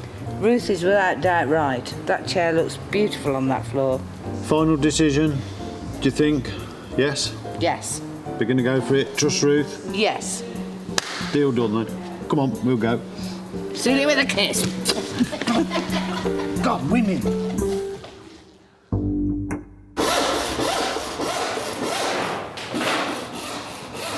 With the floor taken care of, next to be replaced are those old, uncomfortable beds. Oh, God, I can't wait to get rid of them beds. Absolutely over the moon. I'm so excited. It's a good idea to get rid of all these beds for the simple reason is they have been in here quite a long while. And I don't want a load of beds being thrown out and then suddenly finding that I'm missing two and think, oh my God, where am I going to get two beds from? Kate's skipping something will be quite unique, I'll tell you now. You'll be surprised. We'll be throwing it in, she'll be fetching it back out again, so... When you're a hoarder and a bit of a clutterer, you have to keep all the bits. You come back in a year, they'll probably still be here. The transformation of the guest house is almost complete, but until now, one key part of the makeover has been missing. Oh, wow! It's fantastic! Not really close enough. Nice, isn't it? Is it on both sides, yeah? Yeah. Oh, wow, it's beautiful. The B&B, formerly known as Nando's, is now officially Forget-Me-Not. The Queen doesn't have this trouble. God bless this guest house and all who sleep in her. D-Day has finally dawned. Kate and John don't know it yet, but the inspector stayed over last night. Will they have passed the test? Ruth's back to find out. Hello. Morning officially. Morning. Morning. Can I give you my card? I'm actually your AA hotel inspector. Right, hello. Nice to meet you properly. When we inspect hotels or guest houses, we're looking for really three key things. We're looking for a great warm welcome with fabulous hospitality and service, really clean rooms, and a real effort to make it a special stay. Shelves are fairly standard in all of the rooms? Yes. Okay, that's super. If we could go on to the next room, would be Yeah, lovely. sure. I mean, really what we're obviously looking for is evidence of deep cleaning and making sure that everything as people would like to find it as they come in. Okay, that's super. If I can just go through and have a look through in the bathroom. After scrutinising the guest house from top to bottom, it's time for the inspector to reveal her verdict. Super. You're really hospitable. And that's what we're looking for. We're looking for people to want to come and stay with you because you go the extra mile. I think the other key strengths for me was breakfast. It was a good choice. It was really nicely presented and hot. You've got a lovely room here, and even when it, is a little bit more overcast, it's a smashing room, and people can feel comfortable. All of the conserves and the jams and the little spoons, it just said, this is not ordinary, this is something that's different. My recommendation is to award 3 diamonds. And I haven't got a spare tissue. And I'm delighted to say that, slightly out of the norm, we're actually going to present you with your diamond plaque today, a couple of weeks early. But you have to stop sobbing, that's the deal. Thank you so much. I wouldn't have been able to do it without Ruth, of course. You're making me cry, though. And you've got to keep cleaning. The best bit was her saying that the housekeeping was marvellous. I tell you, I'm so thrilled about that. I never thought I'd see the day. I didn't. That just makes us comparable with everyone else. Absolutely. And that's what I've wanted. I might give you a kiss in a minute. You take it back. That's something to look forward to. We'll just keep giving it to you. Take it back. So that's what it's been, no sex for the last year. Until you get 3 diamonds. 3 diamonds. Now you're going to get a good lay tonight, John. But it'll get rated. That's something to look forward to giving it to you. Well, Kate and John have got their 3 diamonds, and I couldn't be more pleased for them. I have to say I had real doubts when I first came. There was such disorder, chaos. Kate was a bit too much full of the bullshit. I really had doubts that they could actually get a professional stance on things. And I think it's huge credit to them that they have done that thing. They've taken on board lots of suggestions, and especially the cleanliness, so important. They've taken them on board, they've done something about it, and they've got their just reward, and I'm thrilled. You know what they say? If you've got it, flaunt it. It's been a good experience. I wouldn't never want to do it again, but it's been a good experience, and I definitely learned from it, and we will keep it up. Thank you. So, feels like I've had a medal. 4 months on, Kate and John have seen a serious upturn in business. There's been much more passing trade, and they've been able to put their prices up by as much as 20%. After 2 years as owners, Kate and John are now finally making a profit.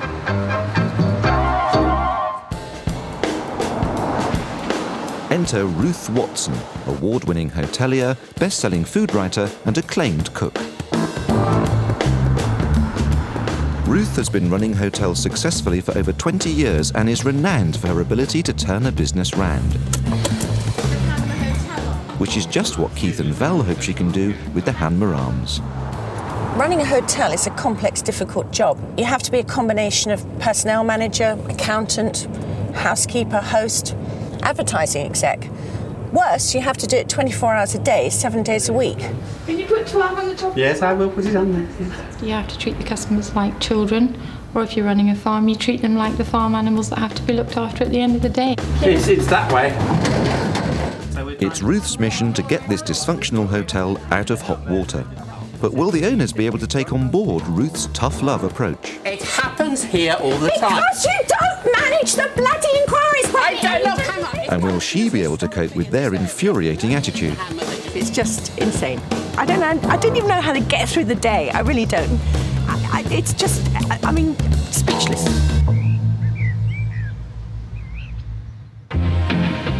Keith Morris is an experienced chartered accountant. Usually you have somebody to do this for you, but we can't afford anybody, so we have to do it ourselves.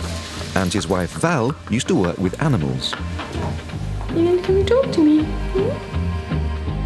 They, like hundreds of people every year, thought their future lay as hoteliers. It would be a chance to work together, as well as giving Val the time and freedom to indulge her love of pets. You're a very brave boy with spiders. You are. Yes, very brave boy. They bought the Hanmer Arms with the help of family investors. Back then, business was booming. But since they've been the proprietors, there's been a £250,000 drop in takings, and they're losing over £2,000 a week. It's time to take drastic measures. I'm Ruth. Are you Ruth, Keith? I'm Keith. Yes, Pleased hi, to meet you, Ruth. Hi there, my wife Val. Hello, hi. Nice to meet you. Yes. They're hoping that eminent hotelier Ruth Watson will be able to help them drag this once successful hotel out of the doldrums. I have heard on the grapevine that your backers effectively are your family. Correct. And your family are pretty pissed off Well, with they what's are, happening to their money. And you really can't blame them. No, can you can't. They've had not a penny back in 3.5 years. And not only not a Absolutely penny back, pissed off but for not having any wages for Yeah. 3 years. And Okay. what do we live on? Fresh air? I don't know. What do you live on? What Borrowed do you live money. on? We borrow money. You borrow money. We remortgage our house 4 times in 3 years. Right, okay. Let me tell you, this business can be successful. There's absolutely nothing to stop it being successful. The only thing that will stop it being successful is you two. So where does Keith think he's been going wrong? I didn't understand the business, I didn't understand the requirements, I didn't understand the nature of the customers. I do need some support, guidance, whatever you like Well, to we're call going it, to and stop I'm happy to do floundering, it. we're going to stop panicking, Right, right. we're going to do things. OK, great. Before Ruth can suggest a solution, she needs to go through the key areas that can be improved. Hello. There is nobody on show. There's nobody for the customer to come and talk to ask questions of. Nothing. It's like everyone hides. It's very peculiar. I'm beginning to wonder whether I'm in a hotel or a gift shop. So my first impression about this hotel is that I don't know what I'm meant to be doing as a customer. I don't know where I'm meant to go. Nobody was there to greet me to say, have you come to stay? Have you come to eat? What have you come to do here? It's all very confusing. The Han Marams is a traditional country hotel. It's set in 6 acres of grounds and has 23 bedrooms set in the courtyard garden, away from the main building. There are 3 function rooms, 2 of which are licensed for civil wedding ceremonies. There's plenty of room for conferences, and a bar-restaurant that can cater for up to 45 diners. I like this smoked salmon rosettes with dilled cucumber and served with lemon mouse. I don't think I want lemon mouse. The hotel employs 46 staff, but with the restaurant empty and only 7 out of the 23 bedrooms booked, it's painfully obvious that the wage bill will be one of the biggest drains on Keith, Val and the family investors. So you're off now for the afternoon? Yeah. I'm just trying to get an understanding of, how they deploy the staff. So you're just part-time though here, are you? Yeah. Yeah. We do have a lot of staff, we pay a lot of wages, and at the end of the day, which I'm sure you'll find, Keith and I do most of it. And I think that's what really upsets us the most. Can I ask you a leading question? Why don't you wear any kind of uniformy thing that makes you look as if you're part of the team? We've never really had uniforms. Do you not think it's nice to be identified as somebody who works here? No. No? OK. It soon becomes clear that there are other problems dragging the hotel down. No one knows what's going on, so we just get told different things every day. It's a bit of a joke, actually. One person says one thing and another person says another thing. And there's no definite regime on what goes on. So just where are these uncommunicative leaders? Keith can often be found tucked away in a portacabin secreted in the hotel's grounds, far from the irritating demands of staff or guests. You couldn't be more hidden away if you tried. Come with me. This need for privacy is costing £3,000 a year rental, money they can ill afford when they are losing £2,000 a week. Ah, here you are. This is where I hide. Yeah, hide being the operative word. Keith's need to escape is not unique.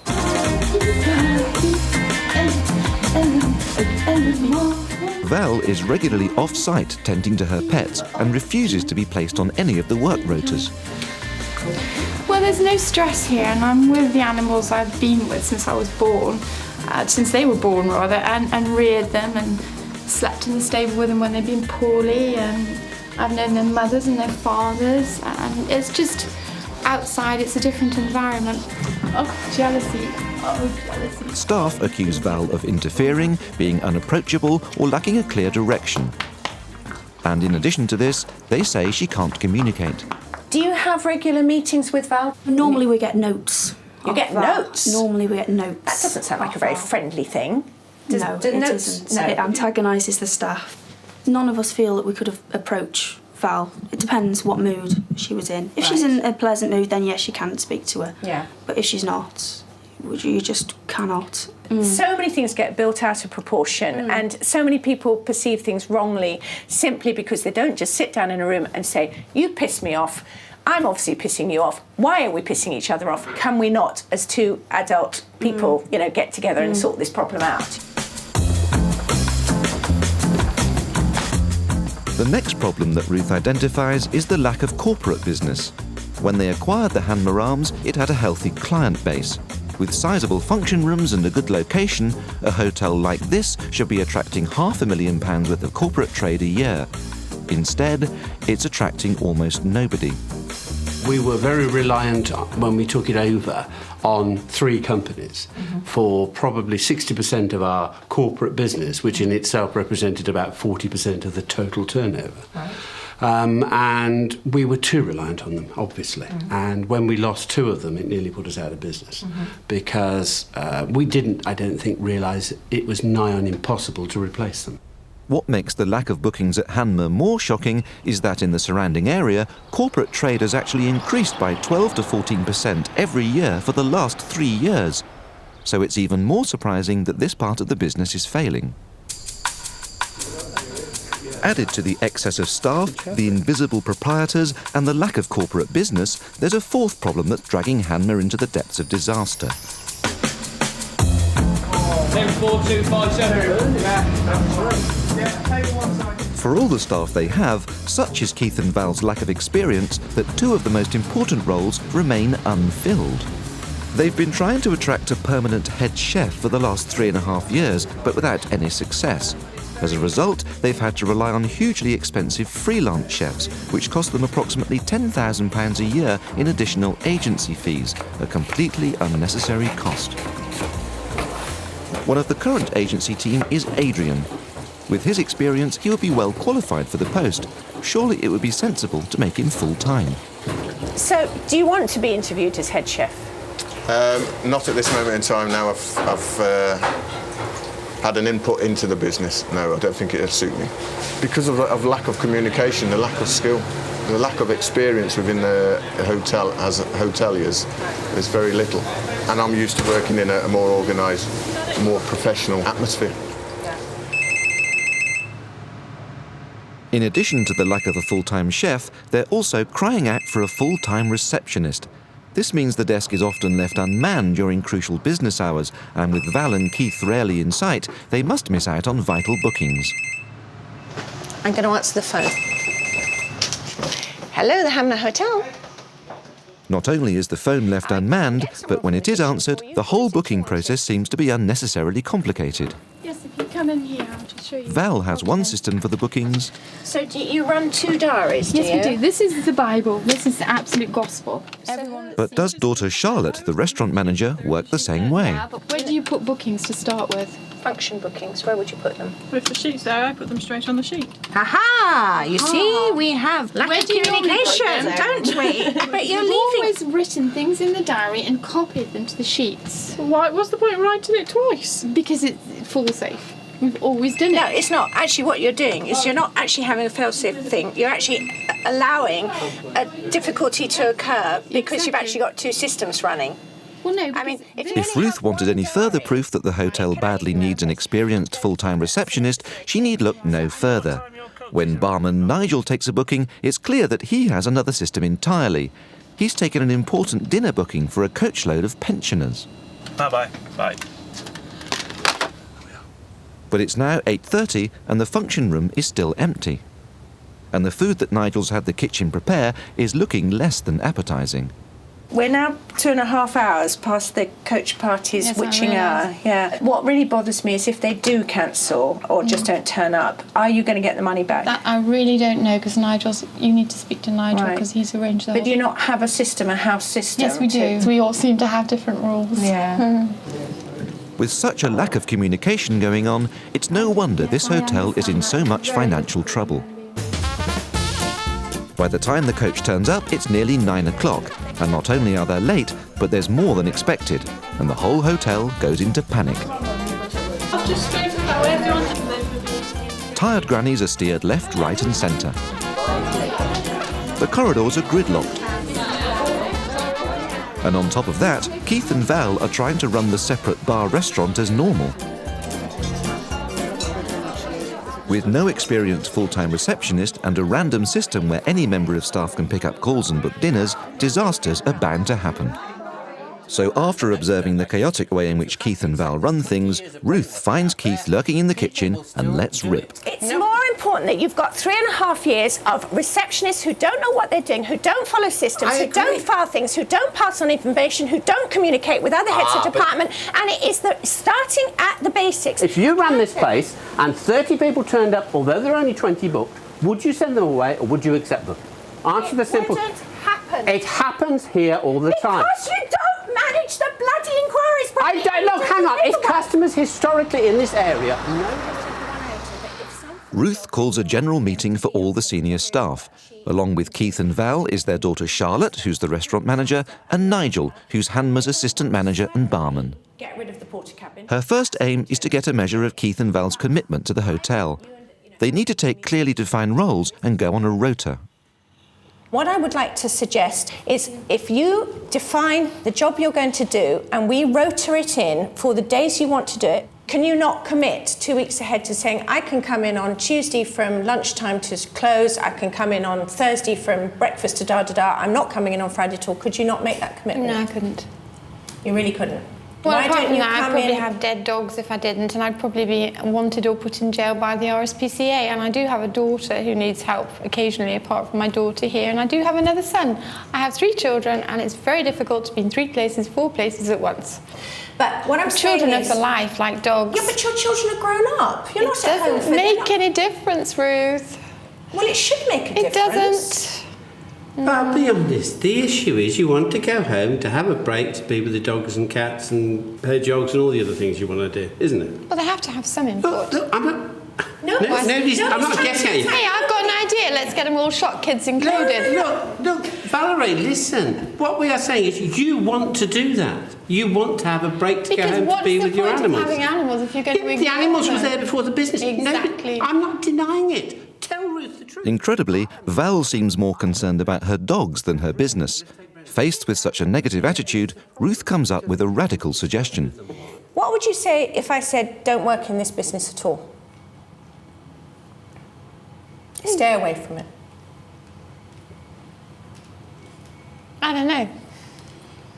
I thought you would have said whoopee. I think I'm better at it than you are. If your house was on the line, would you want to stay at home and let somebody else run your baby? No way. Right, so your answer is you want to work here? Yes. Right, I think that's absolutely fine and that's right, and I'm very pleased that as a proprietor you want to work here, and I think that's how it should be. But what I would like you to consider doing is a proper job. Not an overview of everybody and everything, not an interference in everyone's departments, not a kind of, I'll be here some days, not theirs, whatever. I want you back in the business, right? Both with the customers and with the staff. Although Val says she doesn't want anybody else to run her hotel, she's also made it clear that she would rather be with her dogs and animals. It remains to be seen if she and Keith can commit to a more defined and high-profile role or not. Hello, Hammer Hotel. The next step on Ruth's to-do list is to bring on board an experienced receptionist. It's going to get very complicated. Reception is the guest's first experience at the hotel, and first impressions are crucial. Mr. and Mrs. Robertson, that's a room with a cot and extra bed. Yeah, that's not me. So a good receptionist is vital to a successful operation. Right, Keith is in. One of you. I don't mind one of you to do the paperwork, please. What's the name, Keith?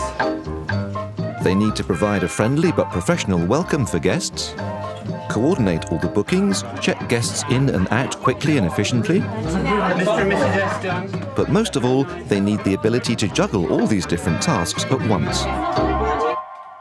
Ruth arranges for them to interview Alison, an experienced receptionist with an impeccable CV who spent almost 20 years in the hotel industry. I'm Val Morris. How do you do? Nice to meet you. And this is my husband, Keith. Hello, Keith. This is a chance for Keith and Val to sell Hanma as a great opportunity and solve their booking problems all at once. Occupancy has been a problem. I mean, we used to run at 60%. It did drop. We lost quite a bit of corporate business about 18 months ago. We need to sell ourselves a bit better than we have done. We don't actually have a formal afternoon receptionist. A bit haphazard, really. That is a big problem to us. We don't know anything about it. Down that dip is our reception. You just feel trapped in. That's hopeless. You couldn't have a computer there. That, quite honestly, is nonsense. The phones are awkward. It's not run as efficiently and as structured as it should be. After a quarter of an hour of non-stop moans and groans about the terrible state of their business, Ruth jumps in. I think you've done a lot of chatting to Alison about your problems, and if I was in her seat, I'd be running now. The last hotel I worked in was, it was already a very good standard when I went there, but we built it up myself with the owners and won awards and progressed, but it had got to the stage where I really couldn't do any more from a personal point of view, what I was inputting. And I think at the moment I miss that. I miss the challenge, which is why this sounds such a good thing to do. Ruth thought the interview went well and that Alison seemed keen despite Val and Keith's strange interview techniques. So what's their verdict? Do you think you personally could work with her? No. You don't? No. I don't think we'd gel at all. Apart from hotels, I don't think we'd have anything in common. And I don't mean that in a horrible way. I think personality-wise, we'd probably not gel.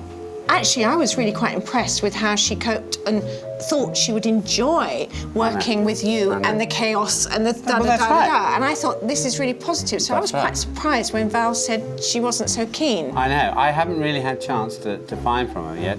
I think it's just a pure personality thing. I don't think it's a judgment on her abilities or anything like that. No. I do appreciate it. We've had a look at your CV. Alison seemed the perfect candidate, experienced, smart and welcoming. And more importantly, excited about trying to turn Val and Keith's failing business around. Increasingly frustrated by Val's negative attitude, Ruth leaves them to get on with it. Well, I've now spent quite a lot of time with Keith and Val talking to them fairly intensively about how this hotel works, or if we're going to be very honest, it doesn't work. And I've left them with a big plan of action. Some real proper changes have got to be made. It can't just be waffle, it can't just be chat, it can't just be wishful thinking. Some real proper stuff has got to take place. No, room 16. I need one more beef, mate. And surprisingly, in the next few weeks, Keith and Val spring into action. Put the times on your ticket. Despite all her protestations, Val's finally on the rota. And Keith is getting to know his customers for the first time in 3.5 years. Would you like any drinks? He's serving in the restaurant and has rather taken to playing the perfect host. Oh yeah, 3.5 years ago, sir. Regular customers don't recognise their new waiter. He didn't recognise you? No, well, I usually keep hidden out the way. He didn't even know I owned it. He said he'd never seen me before. They come probably about once a month. Perhaps I should make myself known to more people. I think the fact is I'm around, but they don't know who I am. I think perhaps I should make myself more known. Probably. So, yes. I'm not saying anymore. But while Keith seems to have taken Ruth's advice on board and is even enjoying himself, Val finds her recommendations a bit trying. The only frustrating thing that I've known since I've met Ruth, having Ruth around, is the fact that, yes, I didn't want to go on the rota, and no, I don't want to go on the rota, but I am on the rota. I do get a little bit uppity sometimes. It's like having my feet nailed to the floor and my wings clipped. It's total murder. I don't think I'd managed to do this very well. So far, so good. But what about those vital new appointments? Thank you, sir. Ruth wanted Keith and Val to hire a permanent head chef to save £10,000 a year using expensive agency staff, plus a good, experienced receptionist to manage bookings, secure payments and check guests in and out efficiently. Now she's back and she's expecting progress. And at first glance, the signs look promising.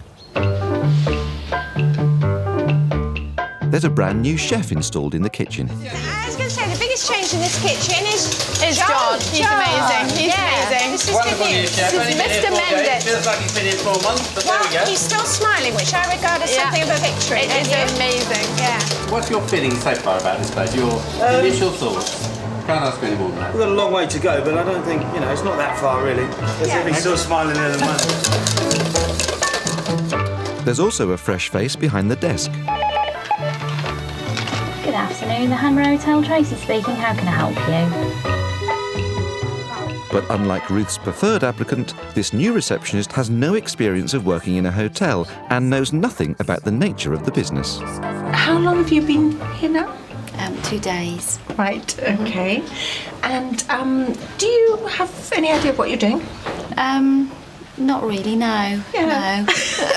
Bit vague at the moment. One of the things I was completely dumbstruck about, I have to be honest, was that although you've obviously done reception before, you haven't done hotel reception. No. It's hugely different. Did they tell you that? No. No. Are you finding it any different? Yes. Yeah. Is anyone actually telling you what to do, how to do anything? Not really, no. It's a bit up in the air at the moment. I think I've been just dropped in at the deep end, so right. Really I need to be introduced to people first, which I haven't actually. What about rates and knowing, what you take, what you don't take? I know a little bit, but I've jotted down on a notepad. Do you feel a bit abandoned? Yes, you could say that. Anyway, I love your nail varnish. It's fantastic. So just hold on to that thought. Nice smile.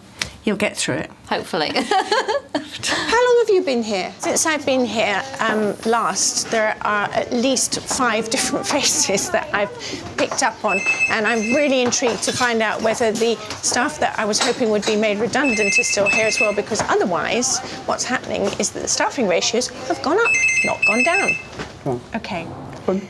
You were meant to make a few redundancies. I know. I see more faces, and I'm worried that you've actually got more staff than you had, not less. I think we've got one more. I think we've got one extra front of house person than we had. Amazingly, instead of making redundancies, Keith's actually increased the payroll, taking on Russell, a new front of house manager. You're looking happier. Oh, I am. I'm much happier. I'm much happier. I'm much more relaxed, and I'm good. And I'm getting more focused. I'm getting there. Yeah, and I have to tell you, Keith may think he's getting there, but there's still a long way to go. If he can't face making redundancies, those spiralling overheads will never come down. With the family investors breathing down his neck, he really needs to take action, and quickly. Ruth tackles Keith and Val head-on about their inability to face the fact that they need to make sweeping staff cuts. The law says you have to take the people as they are when you take the business over. Yeah. when you take the business over, absolutely right. We're talking 3.5 years down the line. I can't make these people redundant. You can make them redundant. That is absolute rubbish. You can and make what them effect redundant. does it have on the business? It will reduce your overhead to a point where you actually might be profitable. It will take away probably 50% of our trade because every member of staff lives within 5 miles of the hotel. Every customer is within 10. You're sounding like a scared rabbit in the headlights. I'm not a scared rabbit. I'm a realist. No, I'm a realist. Right. I'm an accountant. I'm a realist. Right, you're going to have to piss some people off, right? Okay. You're going to have to be brave and bold and take that. Look, you're loved by each other. You're loved by your family. You're loved by your friends. You don't have to be loved by the village, and you don't have to be loved by your staff. If Keith is going to continue to procrastinate about the necessary redundancies, it will become even more important that they find new ways of increasing their revenue and getting the cash flowing in the right direction.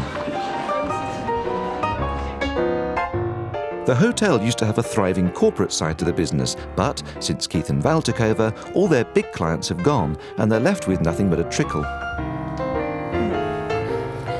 It's time for the next stage of Ruth's plan. I want to say something very encouraging to you. While I've been staying around and about the place, you're far and away the best hotel in terms of rooms, cleanliness and bathrooms. There is genuine potential, and I think if you sit and wait for it to come for you, it's never going to happen. No, you're right. I quite agree. What I suggest you do is pick out 10 leading companies in the area. And what we've got to do is to get them onto your territory, wine and dine them, and then the key thing is to actually ask them what it is they want from you that you can provide, and thereby, hopefully, make a great union together.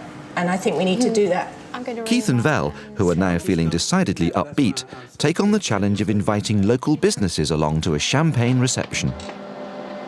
If they can get these businesses on their own turf, they can turn on the charm, build new relationships, and more importantly, get some big spending clients to commit to some bookings. I know. But although it's a very simple idea, will even this prove too much for Keith and Val?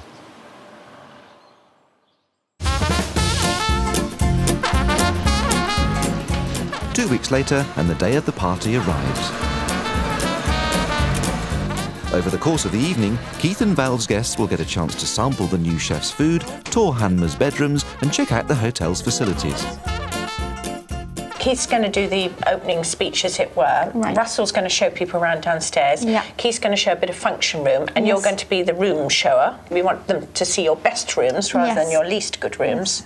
Yeah. They're all very similar, really, but this, I don't know Oh, why. I don't Whether know, it's this the has high got- ceiling yeah, no, in this here, has this got is this- just one of my favourite rooms. What I think you need to do is to get back to the party so you can take some more people out. Yes, I okay. don't want you to get sidetracked. No, Always- no, I'm not going to... The thing is, I'm not going to get sidetracked, but I probably won't be able to get that quickly because we'll be chatting on the way here and chatting on the way back. It might take me half an hour to get back. It's got to take you 10 minutes to get Okay, I'll back, try because and remember otherwise that. you'll have had 2 hours at the party and you'll have only shown 4 people a room. Exactly. So you tell me, this is your hotel. What would you say about the room?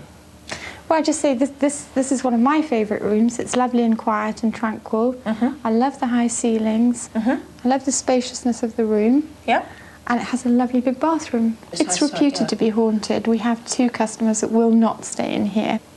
They're absolutely... Certainly leave out the ghosts. I never mention them. Yeah. They tell me. So, Keith, I want to go through with what you and Val are going to do. We've got these people coming from businesses around the area. We have indeed. To come and see Hamna, maybe for the first time, some of them. I think quite a few of them, actually. Yeah. What you're going to say about this place, because you need to do a little round-up speech. Obviously, we're going to inform the customers about lovely surroundings. If they're interested in churches or anything like that, they've got all that. Not churches. I'm sorry, Keith. Oh, all right. They aren't going to come here for the churches. Sorry. Oh, all right, I'm all right. I was just adding that in about a wonderful location. Yeah, okay. I'm sorry. I know that was only practice, but I keep know. the churches Okay, out of it, all okay, right? They all might right. be church or Mormons anyway. Okay, so don't want churches. But we can cater for any religious... Any religious sect is welcome at Hamna. Exactly. Can I do that? No, you won't let me, will you? No, okay. Okay, This is what you're talking about, me waffling again. Yeah. Exactly. Just a bit. Okay, I'll shut up. We'll start again. Oh, welcome, because we've got a great, relaxed place here, lovely situation. No, that's not the idea. Don't want you to go off woolly-headed into the undergrowth. Val and I, all our staff, generally want to provide you with personal professional service. We want to make every event, meeting, conference a huge success for you. Yeah, and therefore for us, yes. And therefore, Because you'll come back, yes. Okay. Exactly. Whilst Keith chews over his speech, everyone else gets on with the last-minute party preparations. At 6 p.m, the guests from 15 prestigious local companies, the head of Shropshire Tourism and the Mayoress of Whitchurch arrive. These guests represent thousands of pounds worth of potential business, so it's vital that everything runs smoothly.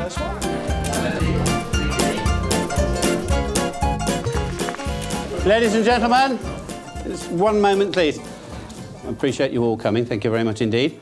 I hope you appreciate the wonderful location we're in. It's a pastoral, quiet atmosphere in this hotel. Excuse me looking at my notes, but otherwise I'll waffle on too much. I mean, Val and I, really, we try to run this to our best ability as a family business. It is a family-owned business anyway, but our daughter Charlotte used to be with us. She's recently left us to have a baby. Literally, we think ran fairly well. She will be joining us again sometime in the future, not quite sure. But as I say, we run this with a view to giving everybody and to also announce that as soon as I finish speaking, and as long as I don't say too long, the hot canapes that are about to come up for the kitchen should still be hot. We have ISDN connection in them all, so if businessmen need to get away, do some work for a meeting the next day, we hope they find they're usually fairly well liked. We can close the doors there, separate and have 2 functions. Show those that haven't or don't know the place, the function rooms and facilities we've got. So thank you again all for coming, and I hope you enjoy the rest of the evening. Thanks very much. Thank you.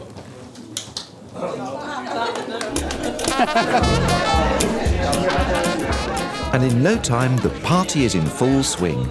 Chef's food is going down well, Val's showing off the rooms, and the new front-of-house man is schmoozing the great and the good. But it isn't long before Keith and Val start to let the side down. Instead of making their guests feel welcome and selling the obvious assets that the hotel has to offer, their negativity starts to show itself again. And then have the children, but you can't combine hotels and children because it's a 24/7 job. Do you know what the dip is? Do you know what's in that? No. No, fair enough. Go on, try it. We're not really party people. We like looking after people, but we're not. We're usually just waiting on rather than actually throwing parties. Russell is our replacement guy.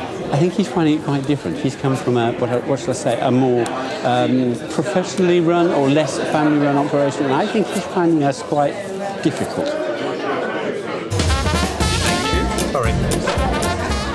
To add insult to injury, Val disappears in the middle of her own party, leaving Ruth to introduce new chef John to the guests. Excuse me, everyone. I'd just like to introduce you to John, who's the new head chef. Been here a few weeks, and as you can tell, is doing a fabulous job. With John content to chat to his satisfied clientele, Ruth goes on a mission to find the wayward Val. Yeah, because those are actually conference Val? rooms. Yeah. What are you doing? Just helping Tracy a minute because she's just a bit lost. But do you want me back up now? You're meant to be the hostess. No. You're meant to be circulating and talking to guests. I can't be. You shouldn't be introducing your chef to your customers. You should be doing that. Is Keith not there then? Yeah, but it's talking to other customers. Despite Keith and Val's negativity, on the surface the party appears to be a success. The quality of food was superb. I mean, even just having a little taster, you can see that the quality's gone up a lot. I'd certainly be recommending it to a lot of my clients from my firm in Chester, where I work, to come over and have some conferences over here. It's wonderful. Well, it's been an eye-opener, really, for me, because when I've come previously, it was a much sort of smaller operation. So the quality of the food is excellent, and I've also been impressed by the bedrooms and the accommodation as well. So you think you might come back business-wise? Definitely. And it's good to have somewhere that has rooms as well as the facilities for meeting off-site. I'm hoping to come back next week to bring some friends for a birthday treat. It really has impressed me. It's lovely. Just want to say, on the whole, I think you did a fantastic job. There's a lot of people who are going to come back, so well done, everyone. Thank you. Good. No, Cheers, thank you. cheers. Cheers, Thank you, cheers. everybody. Well, is this going to be a Hamner happy story or a Hamner horror story? I'm about to find out. Top of Ruth's list of people to talk to is John, the first permanent head chef the hotel has had in 3.5 years. Last time I saw you, it was the party, which seems such a success. Did it go well for you, do you think? On the night, yeah, very well. Yeah, it was good. You say on the night, no follow-up? No, not really. No. I mean, as far as the kitchen's concerned, you know, everything's going really, really well. I mean, there's good reports about the food, everything's, you know, there's no negativity about the food at all. How are bookings generally, though? At the moment, poor. Piss poor or just poor? Extremely piss poor. I gave the task that they should follow up, not just with the people who came to the party, but with other businesses out there. I mean, Right. to your knowledge, is that happening? Not a chance. Because customers don't just come out of thin air. No, I know. Hiya, how you doing? Not too bad, you? Okay, yeah. So Ruth and John join new front-of-house man Russell at the bar. Yeah, how's it going? It's okay. It's had its ups and downs. Had some busy times, then it's gone quiet, but not enough for the size of the place. Right. There's nothing we can do but just sit and wait, really, and just try our best, keep plodding in, see what happens. So do you think this place could be successful with different owners? Yes. Oh, dearie me. And so what are your plans? I've got my own little project on the go, Right. which I would go into. Which is nothing to do with No. here? No. No. Okay. See them through Christmas, but my plans are to be out in January. Right. Cheers, mate. With a growing sense of dread, it's time for Ruth to confront the crucial characters in this tale. So, Keith and Val, the last time I saw you, we were at the party, which on the day seemed to be a great success, but have you had any business from it? Unfortunately, no. I thought have some business on the night. Unfortunately, it hasn't transpired into actual bookings, and having chased them up, all sorts of reasons why they can't at the moment and so on. As we speak, how many staff are you employing? Everybody has reduced in hours. So instead of doing 50, 60 hours a week, we're now doing 30. So that's how we've cut the costs. But you have got cover on reception now with Tracy, haven't you? We have an issue there anyway, but it is difficult. It's What, very difficult. Tracy's not working out? No. She's finding it very hard to assimilate what goes on.